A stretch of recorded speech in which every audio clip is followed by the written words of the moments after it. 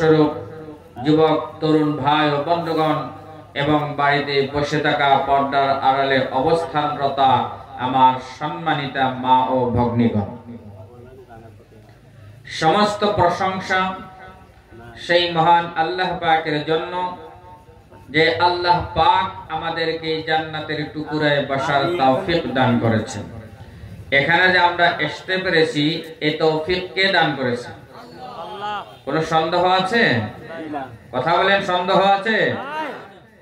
যে মহান আল্লাহ পাক আমাদেরকে জান্নাতের টুকরায় বসার তৌফিক দান করলেন, যেখানে কোরআন ও হাদিসের কথা আলোচনা করা হয়, নবীজি বলছেন ওই জায়গাটা পৃথিবীর কোনো সাধারণ জায়গা হয়ে থাকে না, ওই জায়গাটা জান্নাতের টুকরায় পরিণত হয়ে যায়। সুবহানাল্লাহ বলা যাবে? যে মহান আল্লাহ পাক আমাদেরকে এই জান্নাতের টুকরায় বসার তৌফিক দান করলেন, সে আল্লাহর দরবারে সকলে উচ্চ কণ্ঠে অন্তরের অন্তঃস্থল থেকে আমরা সকলে সে আল্লাহর শুকরিয়া আদায় করে নিচ্ছি। সকলে পড়ছি আলহামদুলিল্লাহ। যারা পিছনে বসে আছেন আলহামদুলিল্লাহ কিন্তু পড়েন, মুখ কিন্তু লক্ষ্য করেন। মানুষের স্বভাব হলো, অভ্যাস হলো, মানুষ কোনো কথা বলার আগে চিন্তা করে আমি তো এই কথা বলবো, আমার নিজস্ব পার্সোনালি কোনো বেনিফিটস, কোনো উপকার আছে না নাই, ঠিক নেবে ঠিক চিন্তা করে কি করে না। যদি দেখে যে লাভালাভ, তাহলে কিন্তু বলতে কোনো কৃপণতা করে না। আমার ভাইরা, আলহামদুলিল্লাহ পড়লে কি ফজিলত, এই কথা যদি আমাদের জানা থাকতো তাহলে আলহামদুলিল্লাহ আমাদের অন্তরের অন্তঃস্থল থেকে চিৎকার আওয়াজে বেরিয়ে আসতো। নবীজি বলেন আলহামদুলিল্লাহ তামলাউল মিজান।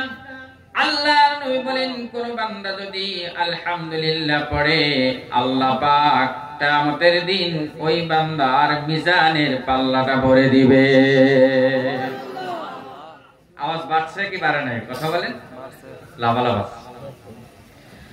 অনুরূপভাবে মুসলমান ভাইরা, নবীজি বলেন কোন বান্দা যদি একবার সুবহানাল্লাহ পড়ে, আল্লাহ পাক ওই বান্দার জন্য জান্নাতে একটা গাছ রোপণ করে দেয়। এই জন্য কোন জায়গায় যাওয়ার পর সুবহানাল্লাহ আলহামদুলিল্লাহ পড়তে কোনদিন আমরা কৃপণতা করব না, ঠিক আছে তো? ঠিক আছে ভাই মহতরম, দোস্ত বুজুর্গ, এই দুনিয়াটা হলো একটা পরীক্ষার হল। আর আমরা সকলেই জানি ছাত্র ছাত্রীরা যখন পরীক্ষা দিতে পরীক্ষার হলে প্রবেশ করে, নির্ধারিত তাদেরকে টাইম দেওয়া হয়, সময় দেওয়া হয় 2 ঘন্টা, 3 ঘন্টা অথবা 1 ঘন্টা, ঠিক না বেঠিক? কথা বলেন। ওই সময়টুকুনের মূল্য কম না বেশি? কথা বলতে হবে, কম না বেশি? কারণ নির্ধারিত সময় পার হয়ে যাওয়ার পর যদি পরীক্ষার্থীর যদি প্রশ্নের উত্তর জানা থাকে, তা সত্ত্বেও কিন্তু তাকে লেখার সুযোগ দেওয়া হবে না, ঠিক না ঠিক? এই জন্য মুসলমান ভাইরা, এই দুনিয়ার জিন্দেগিটা হলো মানুষের জন্য পরীক্ষার হল। পরীক্ষার হলের ভিতরে আমাদের জীবন অতিবাহিত হয়ে যাইতেছে, কিন্তু কোনদিন চিন্তা করি নাই আমার সময় সম্পর্কে আল্লাহর কাছে জবাব দিতে হবে।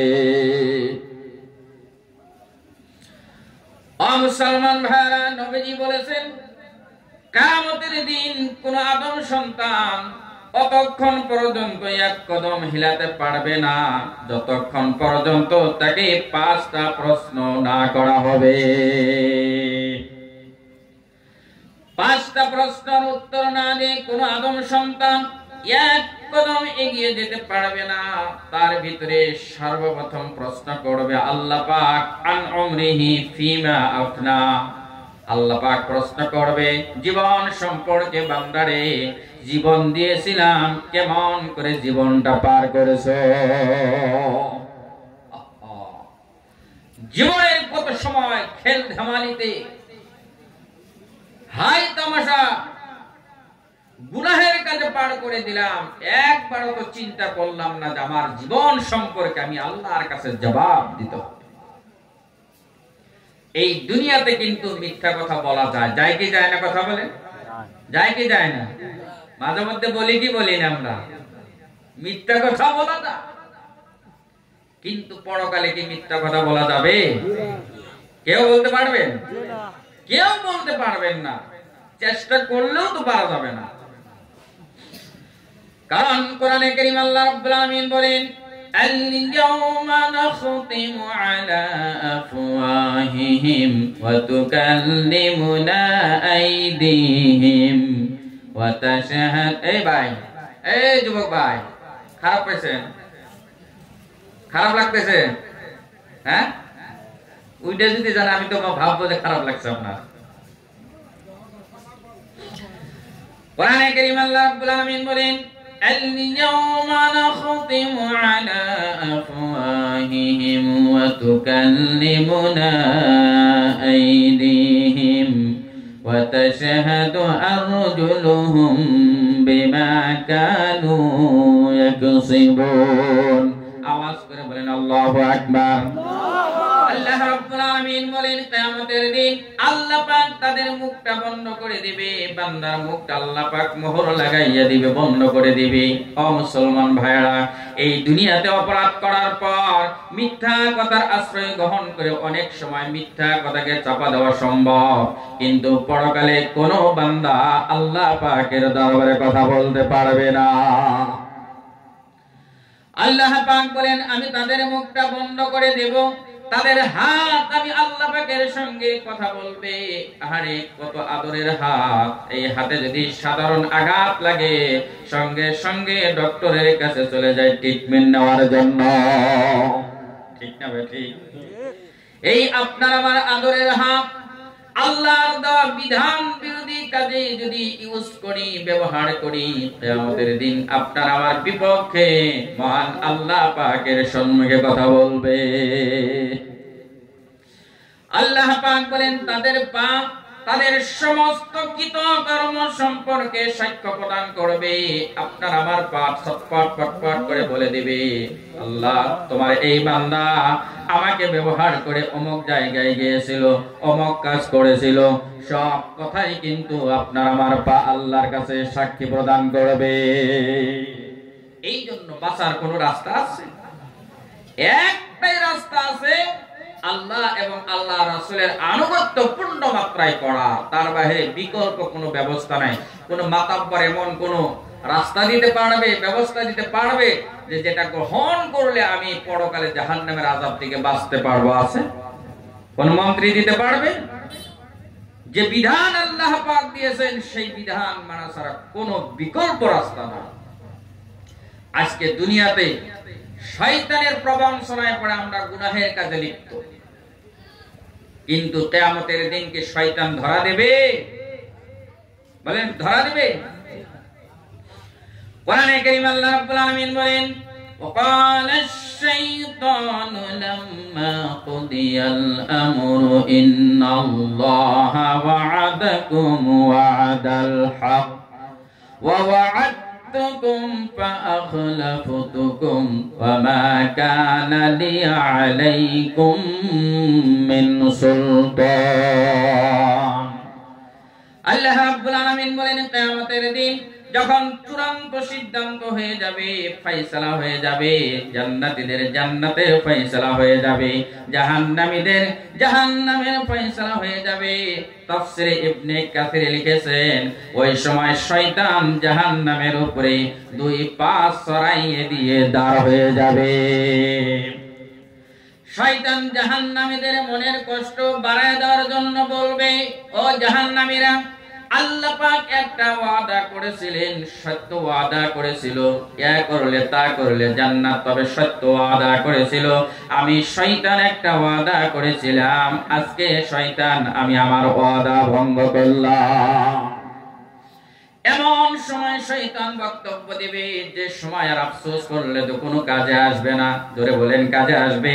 ও মুসলমান ভাইরা, শয়তান আরো বলবে, আমি যে তোমাদেরকে আমার দিকে আহ্বান করেছিলাম, ডাক দিয়েছিলাম, তোমাদের উপর কোনো যুগকে তুলে ধরেছিলাম না, আমার কোনো আধিপত্য তোমাদের উপরে ছিল না, এমনি ডাক দিয়েছিলাম, চিন্তা ভাবনা না করে আমার ডাকে কেন সাড়া দিয়েছো?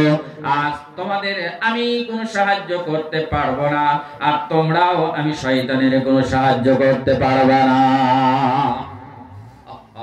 বিপদের সময় মানুষ হয়রান পরেশান হয়ে যাবে, ওই সময় শয়তান বলে দিবে, আজ তোমরা আমাকে কোনো সাহায্য করতে পারবে না, আর আমি শয়তানও তোমাদের কোনো সাহায্য করতে পারবো।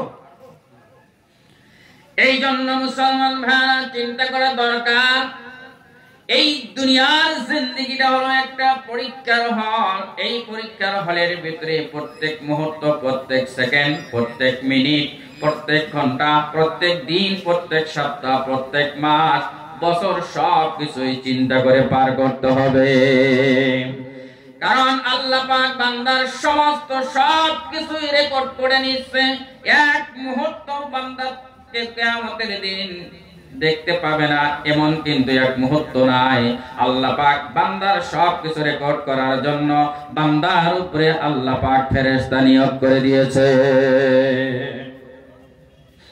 কোরআনে কারীম আল্লাহ রাব্বুল আলামিন বলেন, ইয ইয়াতালাক্কাল মুতালাক্কিয়ানি আনিল ইয়ামিনি ওয়া আনিশ শিমালি কাঈদ মা ইয়ালফিযু মিন কাওলিন ইল্লা লাদাইহি রাকীবুন আতীদ। আল্লাহ রাব্বুল আলামিন বলেন, বান্দার ডানে এবং বামে দুই কান্দে দুইজন ফেরেশতা নিয়োগ করে দিয়েছি। আল্লাহ বলেন, বান্দা এমন কোন কথা বলতে পারে না যে নিয়োজিত ফেরেশতার কাছে রেকর্ড হয় না। ও মুসলমান ভাইরা, আমরা তো মনে করি কম্বলের তলে শুয়ে, লেপের তলে শুয়ে মোবাইলে অশ্লীল ভিডিও দেখলাম, পৃথিবীর কেউ দেখলো না, কেউ জানলো না, আমার মাকে ফাঁকি দিলাম, বাবাকেও ফাঁকি দিলাম, আমার ভাই বোন সবাইকে ফাঁকি দিলাম। সবাইকে ফাঁকি দিতে পারবেন, কিন্তু মহান আল্লাহ রব্বুল আলামিনকে ফাঁকি দেওয়া যাবে না। যাবে? গোপনে গুনাহ করেন, আপনি পানির তলে গিয়ে গুনাহ করেন, পাহাড়ের গর্তের ভিতরে প্রবেশ করে গুনাহ করেন, কেউ জানবে না, কিন্তু জানবে কে? আল্লাহকে ফাঁকি দেওয়া যাবে?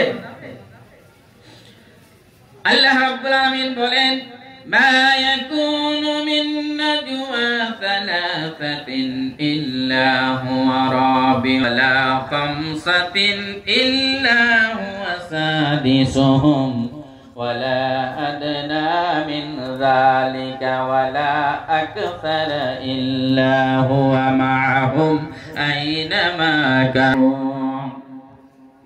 আল্লাহ রাব্বুল আলামিন বলেন কোরআনে কারীমের ভিতরে, ও বান্দা সতর্ক হয়ে যাও, তোমাদের তিনজনের কোন গোপন আলোচনা পরামর্শ এমন হতে পারে না যেখানে চতুর্থ নম্বর তিনি আল্লাহ পাক উপস্থিত নয়। আল্লাহ পাক বলেন, তোমাদের পাঁচজনের কোন গোপন আলোচনা পরামর্শ এমন হতে পারে না যেখানে ষষ্ঠ নম্বর তিনি আল্লাহ পাক উপস্থিত নয়।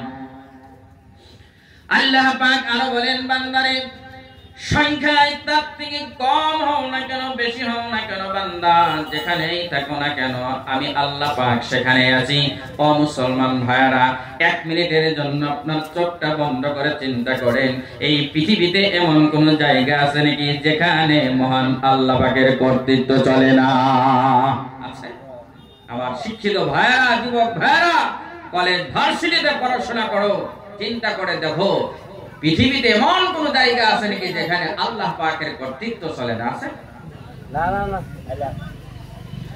কোরআনে কারীম আল্লাহ রাব্বুল আলামিন বলেন, ইয়া মা'শারাল জিন্নি ওয়াল ইনসি ইন ইসতাতা'তুম আন তানফুযু মিন আকতারিস সামাওয়াতি ওয়াল আরদি ফানফুযু লা ইল্লা বিসুলতান। আওয়াজ করে বলেন আল্লাহু আকবার।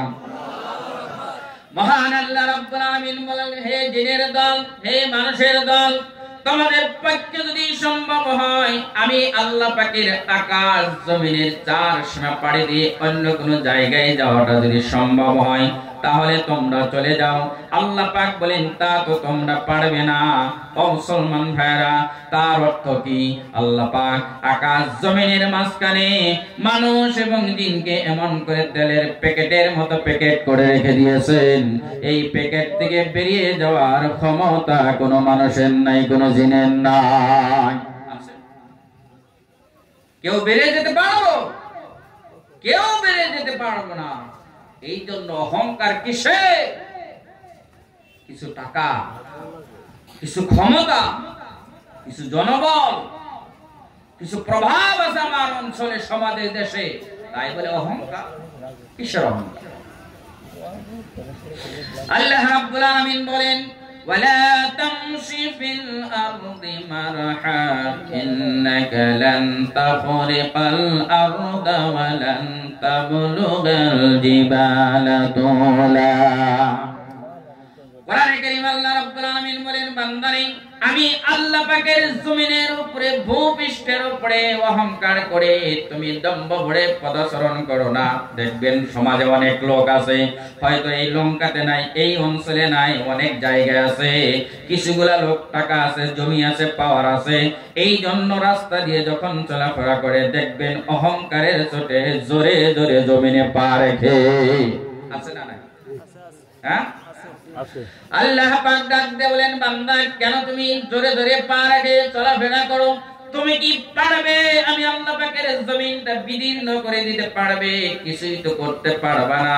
ও মুসলমান ভাইরা, যতই জোরে এই জমিনে পা রেখেন না কেন, পা দিয়ে লাথি মারতে মারতে পা পেটে রক্ত বের হয়ে যাবে, আল্লাহ পাকের জমিনের কোনো ক্ষতি হবে না। হবে? কোনো ক্ষতি হবে না। আবার দেখবেন কিছুগুলা লোক আছে অহংকারের চোটে রাস্তা দিয়ে যখন চলাফেরা করে বুক ফুলাইয়া ঘুরে বেড়ায়। তার অর্থ হলো মানুষকে বুঝাইতে চায়, দেখাইতে চায় আমি একজন রাস্তা দিয়ে আসছি যাচ্ছি। আছে না নাই? জমিনের দিকে তাকাইতেই চায় না। আল্লাহ পাক ডাক দিয়ে বলেন, বান্দা তুমি অহংকার করে বুক ফুলাইয়ে মাথা উপর দিকে করে করে তুমি চলাফেরা করো। তুমি কি পারবে আমার পাহাড় পর্বতমালার উচ্চতা লাভ করতে পারবে? কেউ তো লাভ করতে পারবে না। ও মুসলমান ভাইরা, আল্লাহ পাক যতটুকু বানাইছেন তার ভিতরেই সীমাবদ্ধ থাকতে হবে। তার থেকে 1 ইঞ্চি 1 সুতা পরিমাণ কেউ উপরে উঠতে পারবে না। না পারা যাবে? কথা বলেন, পারা যাবে? এই জন্য কিসের অহংকার? অহংকার করা যাবে না। নবীজি বলে, যা অন্তরে 1 শস্যার দানার পরিমাণ অহংকার থাকবে, ওই অহংকারী বান্দা আল্লাহ পাকের জান্নাতে প্রবেশ করতে পারবে না। নাউযুবিল্লাহ। হাদিসে কুদসিতে আল্লাহ পাক বলেন, অহংকার হলো আমি আল্লাহ পাকের চাদর স্বরূপ। যে অহংকার করে সে যেন আমি আল্লাহ পাকের চাদর নিয়ে টানাটানি করে। এই জন্য মুসলমান ভাইরা, অহংকার করা যাবে না। আল্লাহর গোলামি করতে হবে, আল্লাহর দাসত্ব করতে হবে। আল্লাহ পাক আমাদেরকে সৃষ্টি করেছেন, কেন সৃষ্টি করেছেন? এই কথা যদি কোরআনকে প্রশ্ন করা হয়, কোরআন তার জবাব দেবে, আল্লাহ পাক তোমাদেরকে একমাত্র আল্লাহ পাকের ইবাদতের জন্য সৃষ্টি করেছে। ঠিক না বেঠিক? কার ইবাদত? আবার কিছুগুলা মানুষ আছে দেখবেন আল্লাহকে বাদ দিয়ে মানুষের ইবাদত করে। আছে না? আছে না নাই? আল্লাহকে বাদ দিয়ে মানুষকেও সিজদা করে। নাউযুবিল্লাহ। সিজদার মালিক হলো একমাত্র কে? মহান আল্লাহ রাব্বুল আলামিন বলেছেন, লা তাসজুদু লিশ-শামসি ওয়ালা লিল-কমারি ওয়াসজুদু লিল্লাহিল্লাযী খালাকাহুন্না ইন কুনতুম ইয়্যাহু তা'বুদুন।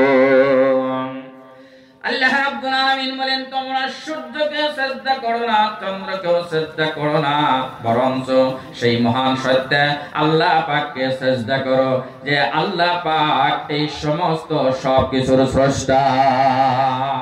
সবকিছুকে কে সৃষ্টি করেছেন? বিজ্ঞানীরা কিছু সৃষ্টি করতে পারে? তারা আবিষ্কার করেছে, সৃষ্টি করতে পারে না। আল্লাহর সৃষ্টির জোড়াতালি দিয়ে মোবাইল বানিয়েছে নাকি? আল্লাহর সৃষ্টির সহায় না নিয়ে একটা চাল বানাক সারা পৃথিবীর বিজ্ঞানীরা একত্রিত পারবে? পারবে না। এই জন্য আল্লাহ পাক বলেন চন্দ্র সূর্যকে সিজদা করো না, বরঞ্চ সবকিছুর স্রষ্টা মহান আল্লাহ পাককে সিজদা করো যদি আসলেই তোমরা সেই মহান আল্লাহ পাকের ইবাদত করো। এই জন্য মুসলমান ভাইরা ইবাদতটা হতে হবে একমাত্র কার জন্য? জোরে বলেন।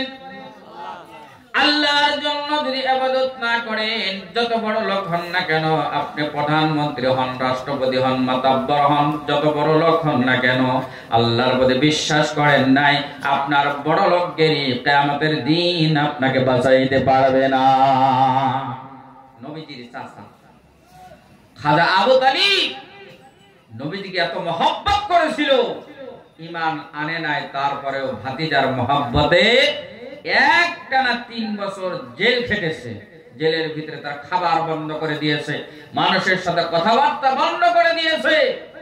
কিতাবের ভিতরে পাওয়া যায় সাহাবায়ে কিরাম নবীজি গাছের পাতা খেয়ে তারা জীবন যাপন করত। আল্লাহু আকবার। নবীজির আপন চাচা আবু তালিব ঈমান আনে নাই, কিন্তু ভাতিজার মহব্বতে জেল জরিমানা পর্যন্ত খেটেছে। আবু তালিব যখন মৃত্যুর শয্যা বিছানায় পড়ে আছে, নবীজি বেকরার হয়ে গেছে। আমার চাচা আমাকে এত ভালোবাসা দিয়েছে, এত মহব্বত দিয়েছে, আর যদি ঈমান ছাড়া দুনিয়া থেকে চলে যায়, কিয়ামতের দিন তো আমার চাচাকে আমি বাঁচাইতে পারবো না। নবীজি বেকরার হয়ে চলে গেছে চাচার কাছে, গিয়ে ডাকতে বলে চাচা কুল ইয়া আম্মি লা ইলাহা ইল্লাল্লাহ আশহাদু বিহা ইনদাল্লাহ।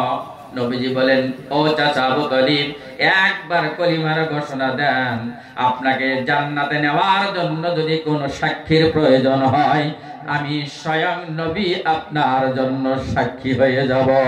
আল্লাহু আকবার। মুসলমান ভাইরা, আল্লাহর পরেই যার সম্মান, আল্লাহর পরেই যার মর্যাদা, তিনি যদি কারো জন্য সাক্ষী হয়ে যায়, তাহলে বলেন তার কি কোনো চিন্তার কারণ আছে নাকি? তার কোনো ভয়ের কারণ আছে নাকি? আহারে, ঈমান নসিবে ছিল না, ঈমান ছাড়া নবীজির চাচা আবু তালিব চলে গেছে। কিতাবের ভিতরে পাওয়া যায় গর্ত খনন করা হলো, কবর খনন করা হলো, কবরের ভিতরে ফেলিয়ে দেওয়া হলো, চাপ মাটি দিয়ে দেওয়া হলো। নবীজি কিন্তু চাচার ভালোবাসার কথা বলতে পারছে না। এবার নবীজি মনে মনে মনস্থ করেছে, আমি আমার আল্লাহ পাকের দরবারে আমার চাচার জন্য ক্ষমা প্রার্থনা করব। ইমাম যে কি বুঝতাম না, বুঝতে পারলাম না। এখন পর্যন্ত কিন্তু বিশ্বনবী ক্ষমা প্রার্থনা করে নাই, শুধুমাত্র মনে মনে আশা পোষণ করেছে। আমার আল্লাহ পাক কোরআনে কারীমের আয়াত নাযিল করে দিয়েছেন, মা কানা লিন-নাবিয়্যি ওয়াল্লাযীনা আমানু আইয়াস্তাগফিরু লিল-মুশরিকিনা ওয়ালাউ কানু উলি কুরবা। আল্লাহ রাব্বুল আলামিন বলেন নবীর জন্য, ঈমানদারের জন্য এটা শোভনীয় নয়, এটা জায়েজ নয়। নবী হয়ে, ঈমানদার হয়ে একজন মুশরিকের জন্য আমি আল্লাহর কাছে ক্ষমা প্রার্থনা করবে, যদিও সে আত্মীয় হোক না কেন। কত বড় কথা! নবীজিকে আল্লাহ পাক বারণ করেছেন, নিষেধ করেছেন, নবী আপনার জন্য এটা শোভনীয় নয়, আপনার জন্য জায়েজ নয়। আপনার চাচা তো কি হয়েছে? ঈমান নয়, তার জন্য ক্ষমা প্রার্থনা করা আপনি নবীর জন্য আমি আল্লাহ পাক জায়েজ করি না। এই জন্য মুসলমান ভাইরা, ঈমানটা দিলের ভিতরে থাকতে হবে। কেমন ঈমান আনবেন? এমন ঈমান আনতে হবে মুসলমান ভাইরা, এই পৃথিবীর সমস্ত সব কিছু থেকে আল্লাহ এবং আল্লাহর নবীর মহব্বত দিলের ভিতরে বেশি হতে হবে। কিতাবের ভিতরে পাওয়া যায় আবু বকর রাদিয়াল্লাহু তাআলা আনহু, তার বড় ছেলে আব্দুর রহমান, তিনি ইসলাম গ্রহণ করার পর বর্ণনা করতেছে, বাবা এক যুদ্ধে তো আপনি আমার তরবারির নিশানায় এসে গিয়েছিলেন, কিন্তু বাবা হিসাবে লক্ষ্য করে বাবা গো আপনাকে ছেড়ে দিয়েছি। আপনি যদি আমার বাবা না হয়ে অন্য লোক হতেন তাহলে আমার তরবারি চালায়ে আপনার গর্দানটা শরীর থেকে দ্বিখণ্ডিত করে দিতাম। ঈমান কাকে বলা হয়?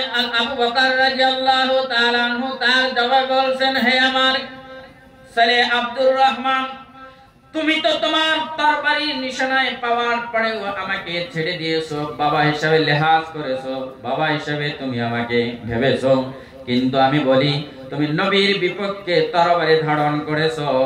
তুমি যদি আমি আবু বকরের তরবারির নিশানায় এসে যেতা, একবারও তোমাকে ছেলে হিসেবে মনে করে ছেড়ে দিতাম না, নবীর দুশমন মনে করে তোমার মাথাটা শরীর থেকে দ্বিখণ্ডিত করে দিতাম। ও মুসলমান ভাইরা, ঈমান কাকে বলা হয়? ঈমান যদি দিলের ভিতরে থাকে জীবন চলে যাবে, তারা কিন্তু ঈমান ছাড়বে না।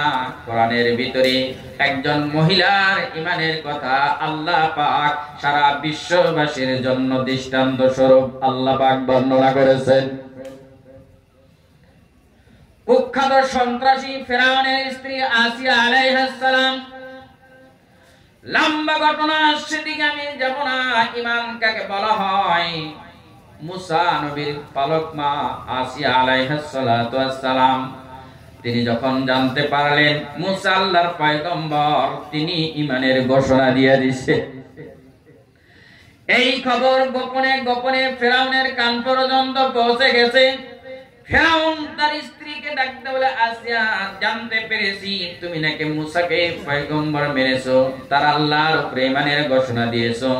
তার স্ত্রী জবাব দিচ্ছে, স্বামী গো, সেটা যদি সত্য হয় তাহলে সেটা মানতে কি অসুবিধা আছে? লম্বা ঘটনা। এবার ফিরআউন বলছে, দেখো আমার প্রভুত্বর ঘোষণা তুমি দাও, অন্যথা তোমার উপরে জুলুম চালানো হবে। তার স্ত্রী জবাবে বলছে, জীবন ছেড়ে দিতে পারি, কিন্তু আমার আল্লাহর প্রতি ঈমানের ঘোষণা দিয়েছি, জীবন চলে যাবে তারপরেও কিন্তু আমি ঈমান ছাড়তে পারবো না। ভাই মুহতারাম, দোস্ত বুজুর্গ, অনেক রকমের শাস্তি প্রদান করা হলো। এক পর্যায়ে জমিনের উপরে তক্তা রাখা হলো, তক্তার উপরে বড় বড় গাজাল, বড় বড় পেরাক ডাবানো হলো, তক্তা পার হয়ে জমিনে গেড়ে গেছে। এবার ওই তক্তাটা উল্টো করে দেওয়া হলো, গাজাল গুলো পেরাক গুলো বেরিয়েছে, তার উপরে আসিয়াকে উলঙ্গ করে এবার রেখে দেওয়া হয়েছে। তার হাতে পেরাক ডাবানো হয়েছে, তার পায়ে পেরাক ডাবানো হয়েছে, শরীরটা যাতে দিক সেদিক লড়ছড় করতে না পারে। বিভিন্ন মাধ্যমে জুলুম করা হচ্ছে।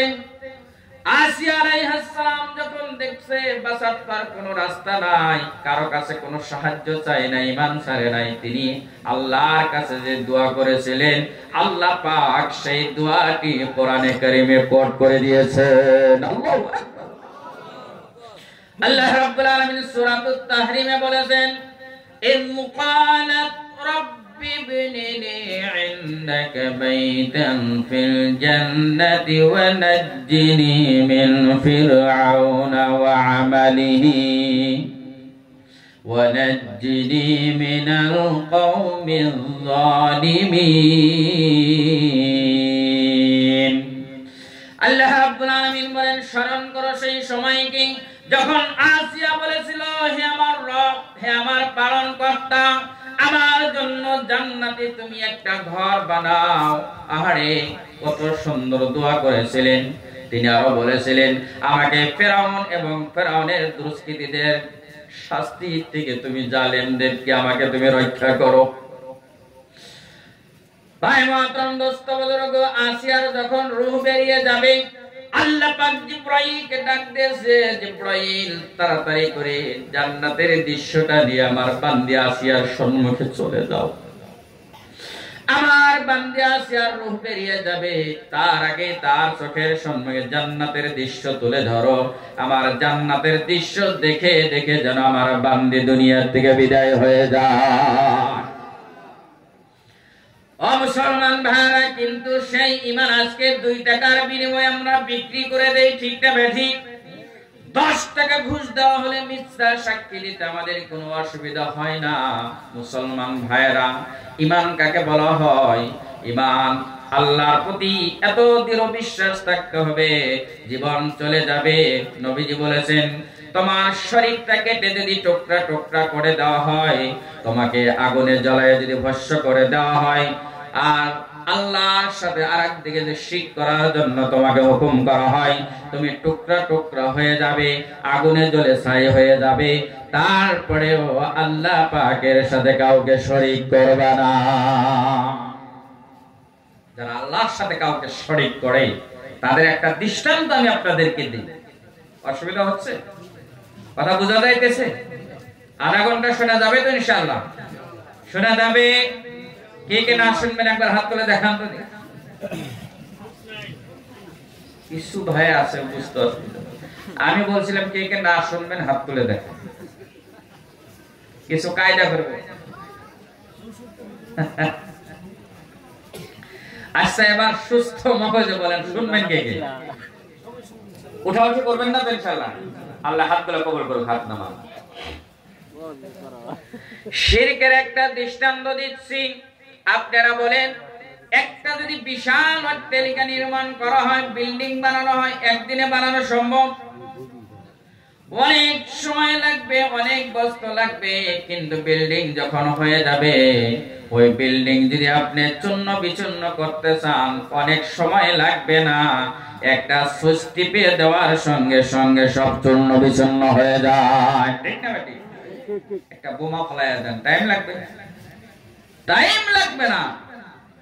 অনুরূপভাবে মুসলমান ভাইরা ফজরের নামাজ পড়েছেন, ঠান্ডা পানি দিয়ে ওযু করেছেন, অনেক কষ্ট করে সওয়াব কামাই করেছেন, কষ্টের টাকা আল্লাহর রাস্তায় খরচ করে সওয়াব কামাই করেছেন। একটা অ্যাটম বোম যেমন অনেক সময় নির্মাণ করা এক বিল্ডিং এক মুহূর্তের ভিতরে চূর্ণ বিচূর্ণ করে দেয়, কোন বান্দা যদি আল্লাহর সাথে কাউকে শরীক করে, মুহূর্তের ভিতরে সঙ্গে সঙ্গেই তার জীবনের সমস্ত সওয়াব ধ্বংস হয়ে যায়, সব শেষ। উলামায়ে কেরাম বসে আছে, জিজ্ঞাসা করে, যাদের আমলনামায় শিরক যুক্ত থাকবে, শিরকের গন্ধ থাকবে, আল্লাহ পাক বলেন, وَقَدِمْنَا إِلَى مَا عَمِلُوا مِنْ عَمَلٍ فَجَعَلْنَاهُ هَبَاءً مَنثُورًا। আল্লাহ রাব্বুল আলামিন বলেন, কিয়ামতের দিন আমি আল্লাহ পাক যখন বান্দার আমলনামার দিকে মনোযোগী হব, আল্লাহ পাক বলেন, কিয়ামতের দিন আমি যখন বান্দার আমলনামার দিকে মনোনিবেশ করব, কোন বান্দার আমলনামা যদি শিরক যুক্ত থাকে, ওই বান্দার আমলনামা ধুলার মতো আমি আল্লাহ পাক উড়াইয়া নিশ্চিহ্ন করে দিব। আমলনামা যখন বান্দার হাতে আসবে, বান্দার কি অবস্থা হবে? ও মুসলমান ভাইরা, এই দুনিয়াতে কেউ যদি ম্যাট্রিক পরীক্ষা দেয়, হায়ার সেকেন্ডারি পরীক্ষা দিয়েছে, বিএ পরীক্ষা দিয়েছে, এমএ পরীক্ষা দিয়েছে, পরীক্ষার রেজাল্টটা যদি খারাপ হয়ে যায়, দেখবেন সপ্তাহ 10-15 দিন পর্যন্ত মানুষের সম্মুখে চেহারা দেখায় না, ঠিক না? ঠিক ঠিক না? সাধারণ এই দুনিয়ার পরীক্ষা দেয়, পরীক্ষায় একবার ফেল হলে দ্বিতীয়বার দেওয়া যায়, দ্বিতীয়বার ফেল হলে তৃতীয়বার দেওয়া যায়, বারবার পরীক্ষা দেওয়া যায়। আর এটা আমাদের দিন যে ফলাফল ঘোষণা করা হবে, আদম আলাইহিস সালাম থেকে নিয়ে কিয়ামত পর্যন্ত যত মানুষ আসবে, সমস্ত মানুষের সম্মুখে আল্লাহ পাক রেজাল্ট ঘোষণা করবে। ওই সময় যাদের রেজাল্টটা খারাপ হয়ে যাবে, কেমন অবস্থা হবে? আর তো দ্বিতীয়বার পরীক্ষা দেওয়ার কোনো সুযোগও থাকবে না, থাকবে কিচ্ছু থাকবে না। এখানে যদি একজন এখন টেররিস্ট থাকে, নাউজুবিল্লাহ, কোনো মোস্ট ওয়ান্টেড থাকে কেউ। আর চতুর্দিক থেকে যদি এসপি, ডিসি, পুলিশ, সেনাবাহিনী তাকে ঘেরাও করে আর যদি বলে টেররিস্ট তুমি বেরিয়ে আসো, তাহলে তার কি কলিজায় পানি থাকবে? কথা বলেন, পানি থাকবে? সে তো ভাববে পালানোর কোন রাস্তা নয়, চতুর্দিক থেকে আমাকে ঘেরাও করা হয়েছে।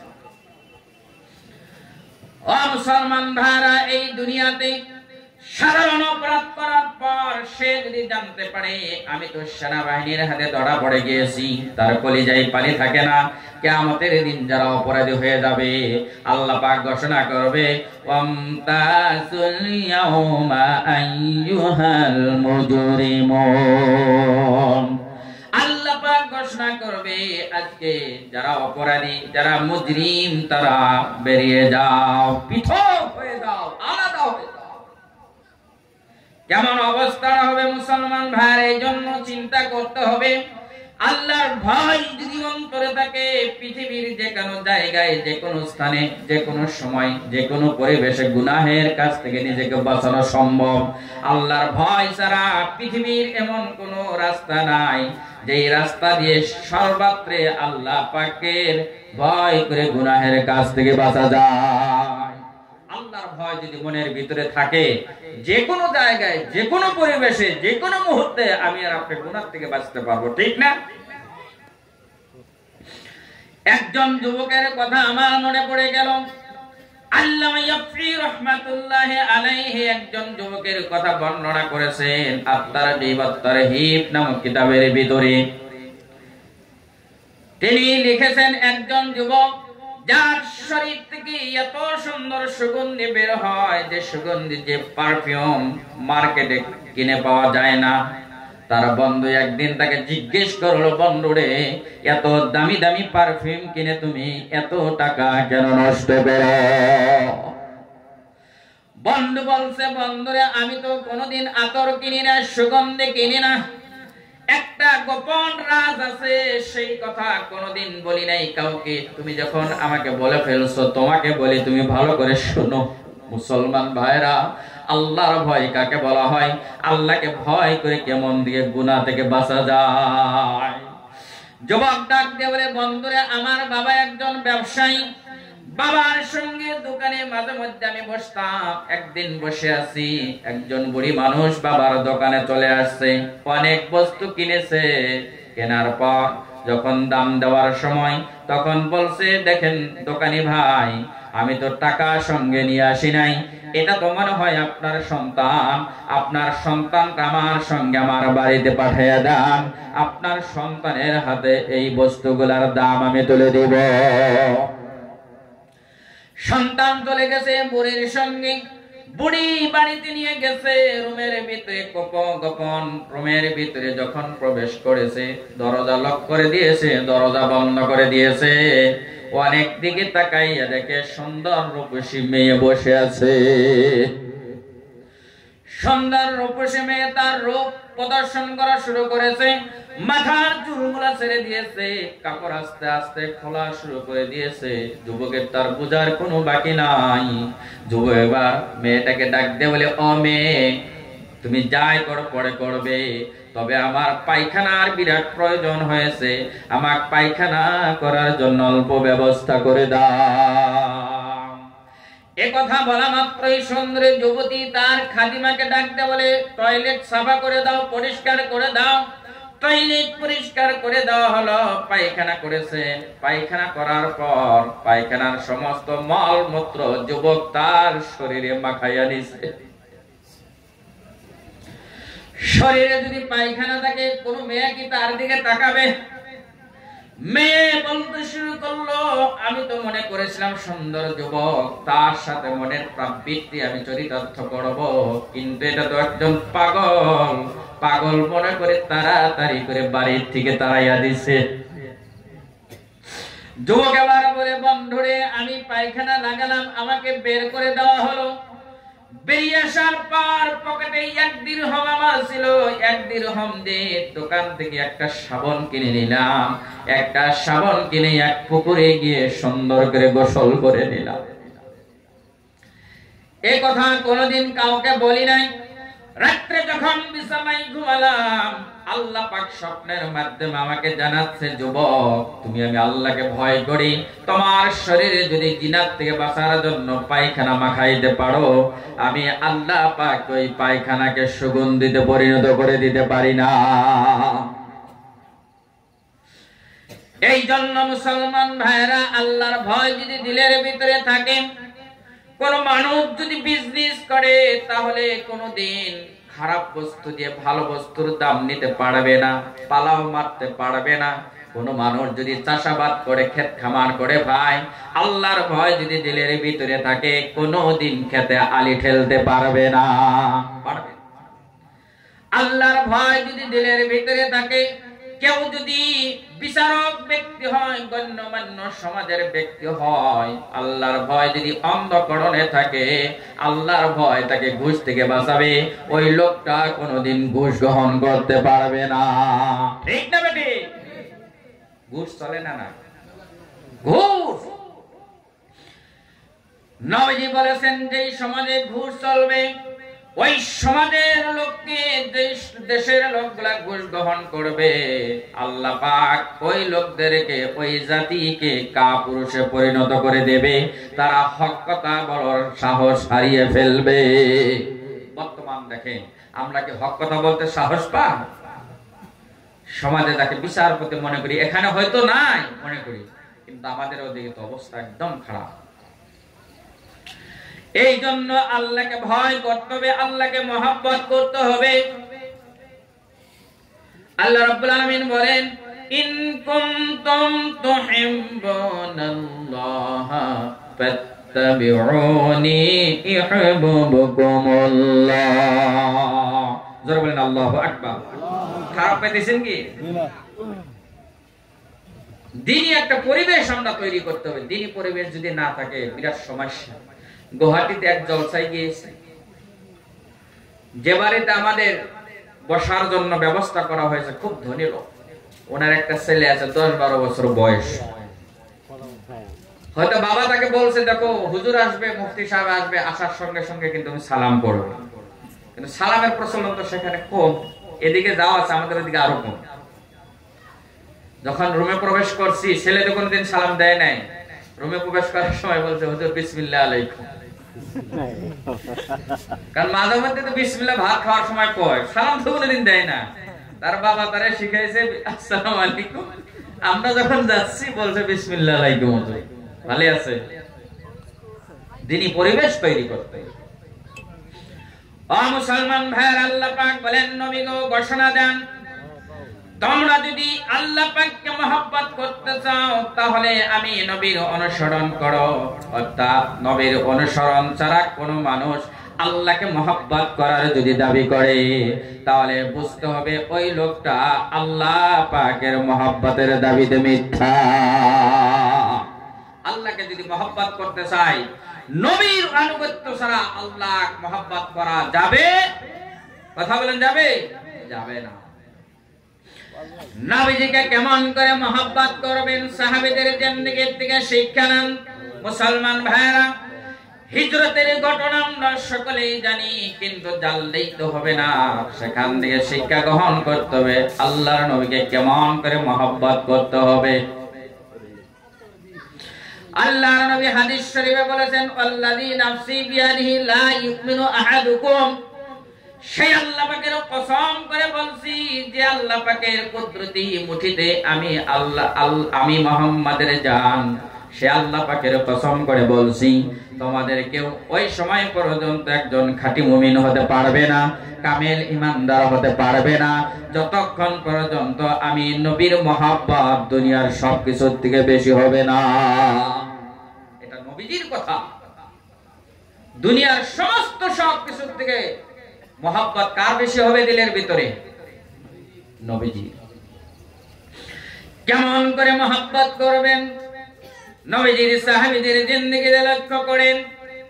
বিশ্ব নবীকে যখন দুনিয়ার থেকে বিদায় করে দেওয়ার জন্য আবু জেহেলের নেতৃত্বে রায় পাশ করা হলো, মুহাম্মদকে প্রত্যেক গোত্রের যুবকেরা রাত্রে ঘরটা ঘেরাও করে, নবীজি যখন ঘর থেকে বের হবে, দুনিয়া থেকে চিরদিনের জন্য বিদায় করে দেওয়া হবে, ও মুসলমান ভাইরা, আল্লাহ পাক জিবরাইল আলাইহিস সালাতু ওয়াসসালাম কে পাঠিয়ে দিয়েছে, জিবরাইল তাড়াতাড়ি করে আমার বন্ধুর বাড়িতে চলে যাও, তাকে আমার আল্লাহ পাকের সালাম জানিয়ে দাও।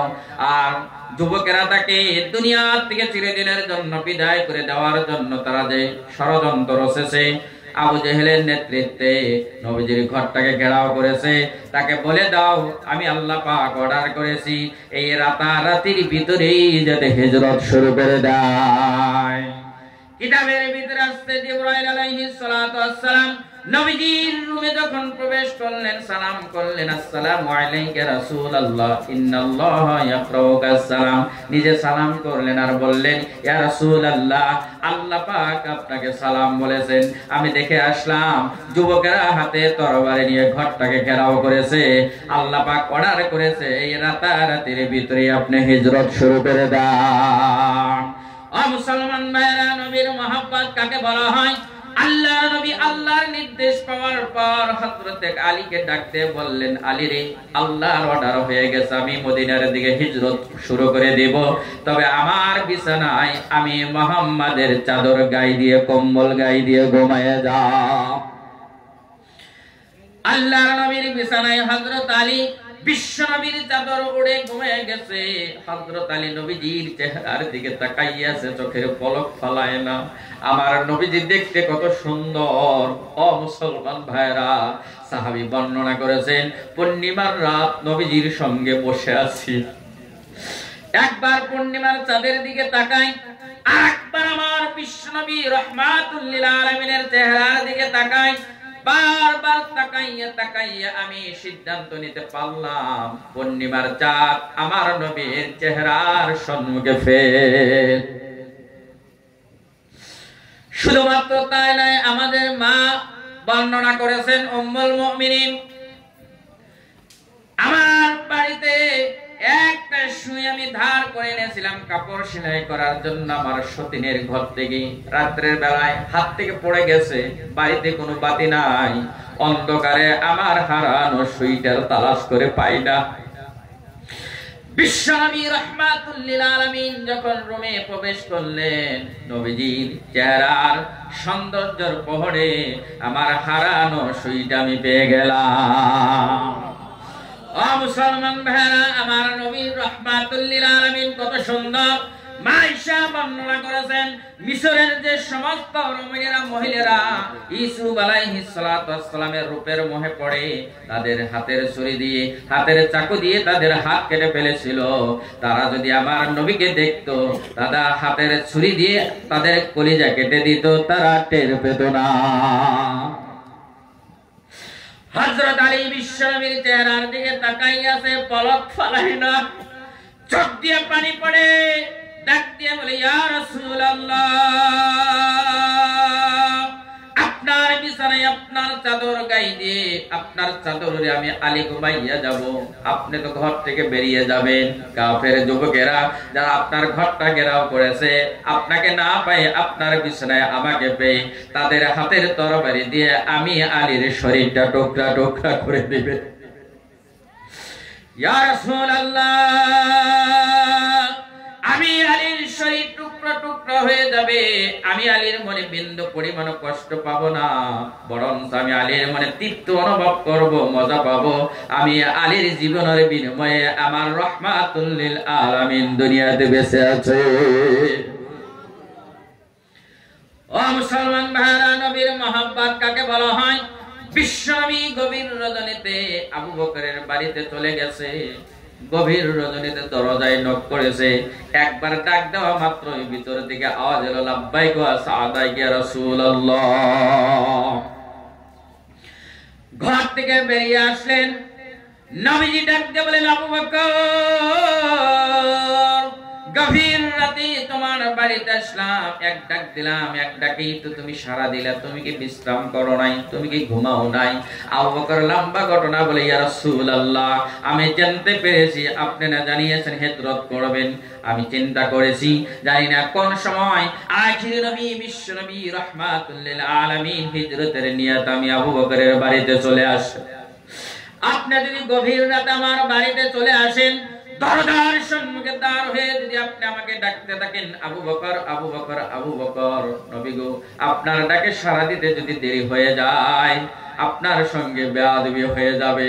এই বেয়াদবি থেকে বাঁচার জন্য আমি আবু বকরের শরীরটা বিছনার সঙ্গে স্পর্শ হতে দেই নাই, আপনার অপেক্ষায় দরজার সঙ্গে হেলান দিয়ে আমি আবু বকর ঘুমাই। ও মুসলমান ভাইরা, নবীর মহব্বত কাকে বলা হয়? হিজরত শুরু হয়ে গেল, লম্বা ঘটনা। মদিনার দিকে ডাইরেক্ট না গিয়ে উল্টো দিকে রওনা হয়ে গেলেন, দুইটা পাহাড় পাড়ি দিলেন। যখন দেখছে ফজরের রক্ত হয়ে যে অবস্থায় উপনীত হয়ে গেছে, আবু বকর ডাক দিয়ে বলে, ইয়া রাসূলুল্লাহ, আর অগ্রসর হওয়া আমাদের জন্য উচিত হবে না, সকাল হয়ে গেছে, প্রহর হয়ে যাইতেছে, আমরা ধরা পড়ে যাব। এই যে একটা পাহাড়ের গর্ত পেয়েছি, যাকে আমরা জানি গারে সর নামক গুহা, এই গুহার ভিতরে আমরা অবস্থান করাটা ভালো হবে। ও মুসলমান ভাইরা, ঘটনা সকলেই জানি, কিন্তু আমি বুঝাইতে চাই নবীকে মহব্বত কেমন করে করতে হবে, নবীর মহব্বত কাকে বলা হয়। আবু বকর ডাকতে বলে, ইয়া রাসূলুল্লাহ, যেহেতু পাহাড়িয়া গুহা, সাপ থাকতে পারে, বিচ্ছু থাকতে পারে, কোন পোকামাকড় থাকতে পারে, আপনি দয়া করে অনুমতি দেন গুহাটাকে সাফ করি, তার ভিতরে গুহার ভিতরে প্রবেশ করে। বিশ্বনবীর অনুমতি মর্মে আবু বকর গুহাটা সাফ করলেন। দুইজন গুহার ভিতরে প্রবেশ করেছে। নবীজি ডাকতে বলেন, আবু বকর, সারা রাত পাহাড় বেয়ে শরীরে বেদনা হয়ে গেছে, পায়ে বেদনা হয়ে গেছে, আবু বকর তুমি অল্প বসো, তোমার উড়োর উপরে মাথা রেখে আমি নবী অল্প বিশ্রাম করি। আবু বকর বসে গেছে। বিশ্বনবী আবু বকরের উরুতে মাথা রেখে এবার বিশ্রাম করতে গিয়ে ঘুমায়া গেছে। আবু বকর তাকাইয়া দেখে অনেকগুলো সাপ বিচ্ছুর গর্ত দেখা যায়। আবু বকর চিন্তা করে, না জানি কোন গর্ত দিয়ে সাপ বিচ্ছু বেরিয়ে আসে নাকি, আমার নবীর শরীরে কামড় দিয়ে কোনো আঘাত পৌঁছায় নাকি, কোনো কষ্ট পৌঁছায় নাকি। এই জন্য নিজের চাদর ছিঁড়ে, রুমাল ছিঁড়ে সমস্ত সাপ বিচ্ছুর গর্তগুলা বন্ধ করতেছে। দুই একটা গর্ত রয়ে গেল, বন্ধ করার জন্য কিছু নাই। আবু বকর রাদিয়াল্লাহু তাআলা আনহু নিজের পায়ের তাইলা দিয়ে পুরো আঙ্গুল দিয়ে ঠেসি মেরে ধরে ধরে করে বন্ধ করে রেখেছে। গর্তের ভিতরে এক সাপ তার রাস্তা খুঁজে পায় না। রাস্তা খুঁজে না পেয়ে অবশেষে আবু বকরের পায়ে দংশন করে দিয়েছে বিষাক্ত সাপ। বিষের যন্ত্রণায় আবু বকর আর সহ্য করতে পারছে না, শরীরটা কিন্তু লচ্ছর হতে দিচ্ছে না। তার মনে চিন্তা, আমার শরীরে কোনো যদি হরকত হয়ে যায়, লচ্ছর হয়ে যায়, আমার নবী আরাম করছে, আরামে বিঘ্ন ঘটবে। এই মনোভাব নিয়ে শরীরে লচ্ছর হতে দিচ্ছে না, চোখের পানি ধরে রাখতে পারছে না, চোখ দিয়ে টপ টপ টপ টপ করে পানি পড়ে। হঠাৎ করে দুই এক ফোঁটা পানি আমার নবীর চেহারায় পড়ে গেছে। নবীজির ঘুম ভেঙে গেছে। তাকাইয়া দেখে আবু বকর কান্দে। ডাক দিয়ে বলে, আবু বকর কান্দ কেন? বিবি বাল বাচ্চার কথা মনে পড়লো নাকি? বাড়ির কথা মনে পড়ছে নাকি? সংসারের কথা মনে পড়ছে নাকি? কান্দ কেন? আবু বকর ডাক দিয়ে বলে, ইয়া রাসূলুল্লাহ, যেদিন থেকে আল্লাহর প্রতি, আল্লাহর নবীর প্রতি ঈমানের ঘোষণা দিয়েছি, আল্লাহর কসম করে বলি, এই দুনিয়ার সব কিছু থেকে আল্লাহ এবং আল্লাহর নবীর মহব্বত এই আবু বকরের কলিজায় বেশি। নবীজি বলেন, আবু বকর তাহলে কান্দো কেন? আবু বকর বলে, ইয়া রাসূলুল্লাহ, সাপে পায়ে দংশন করেছে, বিষের যন্ত্রণা সারা শরীরে ছড়াইয়া গেছে, সহ্য করতে পারি না, তাই তো আমার চোখ দিয়ে পানি পড়ে। সঙ্গে সঙ্গে রাহমাতুল লিল আলামিন, দুজাহানের বাদশা আখিরি নবী মুহাম্মাদুর রাসূলুল্লাহ সাল্লাল্লাহু আলাইহি ওয়াসাল্লাম মুখ থেকে থুতু মোবারক বের করে সাপে দংশন করা জায়গায় লাগাইয়া দিয়েছে। সঙ্গে সঙ্গে আবু বকরের সব যন্ত্রণা শেষ। নবীজি ডাকতে বলেন, আবু বকর এত সময় কেন তুমি কষ্ট করলা? সাপে কামড় দাও মাত্রই যদি আমাকে বলতা, সঙ্গে সঙ্গেই তো তোমার যন্ত্রণা বন্ধ হয়ে যেত। আবু বকর বলে, ইয়া রাসূলুল্লাহ, এই তো শুধুমাত্র সাপে কাটা যন্ত্রণা, যন্ত্রণার কারণে যদি আবু বকরের কলিজা টুকরা টুকরা হয়ে যায়, তারপরেও রাহমাতুল লিল আলামিন আরাম ফরমাচ্ছেন, সেই আরামে আমি আবু বকর কোনো বিঘ্ন করতে দিতে পারতাম না। ও মুসলমান ভাইরা, নবীর মহব্বত কাকে বলে? নবীকে মহব্বত করার অর্থই হলো নবীর যেগুলা সিরাত আছে, নবীর যেগুলো আমাদেরকে হুকুম করেছেন তাকে বাস্তবায়ন করার অর্থই হলো নবীজিকে মহব্বত করা। সমাজে কিন্তু নবীজির সুন্নত পাওয়া যায় না। ছোট ছোট আমল আছে, যে আমলগুলা নষ্ট করে দিয়েছি, যার জন্য দেখবেন সমাজে হিংসা বিদ্বেষ দিয়ে পরিপূর্ণ হয়ে গেছে। একজন আরেকজনের ভালো দেখতে পারে না, কথা ঠিক না ঠিক ধরে বলেন? এমন অবস্থা হয়েছে, একজনের যদি অবস্থা ভালো, মানুষ কোনোদিন চিন্তা করে না ওই ভাইটার অবস্থা ভালো দেখি, ওই ভাইয়ের সঙ্গে কানেকশন করে আমার অবস্থাটা ভালো করতে পারে নাকি। বহুত কম মানুষ এমন আছে, সব সময় চিন্তা করে আমার থেকে কেন ভালো পজিশনে যাবে, কেমন করে তাকে দাবানো যাব, এই চিন্তাই কিন্তু বর্তমানে আমরা পড়ে আছি। ঠিক না বেটি? এটা কেন হয়েছে? আল্লাহর নবী বলেছেন, লা তাদখুলুল জান্নাতা হাত্তা তুমিনু। আল্লাহর নবী বলেন, তোমরা জান্নাত ওই সময় পর্যন্ত প্রবেশ করতে পারবে না যতক্ষণ পর্যন্ত তোমাদের পারস্পরিক মহব্বত পয়দা হবে না। সমস্ত ঈমানদার মুসলমানদের শরীরটা হবে একটা শরীরের মতো। একজন মুসলমানের শরীরে যদি আঘাত লাগে, সমস্ত মুসলমানের শরীরে সেই ব্যথায় ব্যথিত হতে হবে। ও মুসলমান ভাইরা, সাহাবীদের জিন্দেগিতে লক্ষ্য করেন, এক ছাগলের মতো এক সাহাবীর বাড়িতে চলে গেছে। সাহাবী চিন্তা করে, আহারে, আমার তো কিছু অবস্থা ভালো না, জানি আমার পার্শ্ববর্তী লোকটার অবস্থা কেমন। নিজে ছাগলের মাথা না খায় পার্শ্ববর্তী বাড়িতে চট পাঠাইয়া দিছে। দ্বিতীয় বাড়ি তৃতীয় বাড়িতে পৌঁছায় দিছে। এমন করে 7 বাড়ি ঘুরে আবার প্রথম বাড়িতে চলে আসছে। ও মুসলমান ভাইরা, যুদ্ধের ময়দানে পিপাসিত সাহাবীরা একজনের কাছে পানি নিয়ে যাওয়া হলো। পিপাসিত অবস্থায়, তৃষ্ণার্ত অবস্থায়, তার পাশে আরেকজন কাতর অবস্থায় আছে। সাহাবী বলে, আমাকে দিও না, আমার ভাই তৃষ্ণার্ত অবস্থায় আছে, তাকে দাও। তিনি বলছে, তাকে দাও। এমন করে পানি কারণ নসিবে হয় না, তৃষ্ণার্ত অবস্থায় দুনিয়ার দিকে শহীদ হয়ে গেছে। মৃত্যুর আগ মুহূর্ত পর্যন্ত চিন্তা করে দিয়েছে, আমি নিজের জন্য যতটুকু চিন্তা করি, আমার ভাইয়ের জন্য ততটুকু চিন্তা করতে হবে। ও মুসলমান ভাইরা, সমাজে কোন মানুষ যাতে কষ্টতে না থাকে, হিন্দু মুসলিম খ্রিস্টান বুদ্ধি যে কোনো ধর্মাবলম্বী হোক না কেন, কারো উপরে জুলুম করতে পারবেন না, এটা কিন্তু ইসলামে আপনাকে অনুমতি দেয় নাই। আপনার পার্শ্ববর্তী একজন হিন্দু যদি থাকে, তিনি যদি ক্ষুধার্ত অবস্থায় থাকে আর আপনি যদি ভরা পেটে থাকেন, বুঝতে হবে আপনি পরিপূর্ণ কামিল ঈমানদার হতে পারেন না।